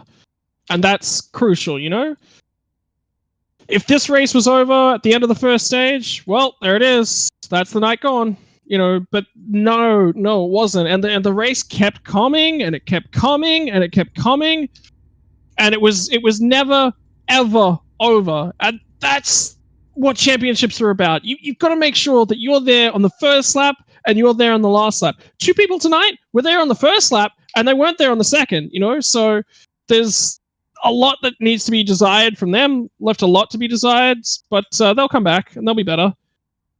During the off season, there's a lot of stuff that takes place during that point, leads to a lot of storylines going to the new season. But there's a lot of stuff that even from tonight's finale that is going to be able to be taken away and applied when we get to Daytona to start out the new season. Yeah, exactly. 100%. These guys have all learned. They're all that smart. They're not, these guys aren't idiots. We were talking about setup, and they made adjustments, and they're not happy with how they ran their cars through segments of the season. They'll learn. They'll take that away. They'll come back. They'll be better again. And always glean information from one season to the other. But Bronson Stafford closes out the deal here tonight. Luminary gets the championship, and Stafford gets only his second win of the season to seal the deal here in the Clutch Drop Cup Series. A wild one here tonight, a long one here tonight. The drivers are exhausted, and we're now going to be drawing this one to a close. Scott, it's been a great one here tonight. Appreciate you bringing that enthusiasm here into the booth from start to finish. Been a good one. Oh, 100%. You can't ask for anything more. You come along for a broadcast of any racing event, and all you want is for it to at least just be a good, fun, fantastic race, something, entertaining to cover. We've gotten that. We've gotten that and more, if anything. So, look, I had so much fun tonight, and I can't wait to come back. Absolutely. Should be a good new season when it starts back up here for the Clutch Drop Cup Series. A fitting end here tonight for the finale. And Bronson Stafford burning it down here in Charlotte, North Carolina as your Clutch Drop Cup Series champion. Thanks, everybody, for tuning in here tonight. We hope you enjoyed our coverage. For Scott Rankin, I'm Seth Cole. We'll see you guys next time. Our next broadcast is going to be Tuesday evening as we'll bring you the duels from the Vintage Clothing 87 series out of G-Force Racing, and we hope that you will tune in for that. Have a good rest of your Sunday night. We'll see you guys next time. You've been watching another broadcast courtesy of the Flatout Racing Network.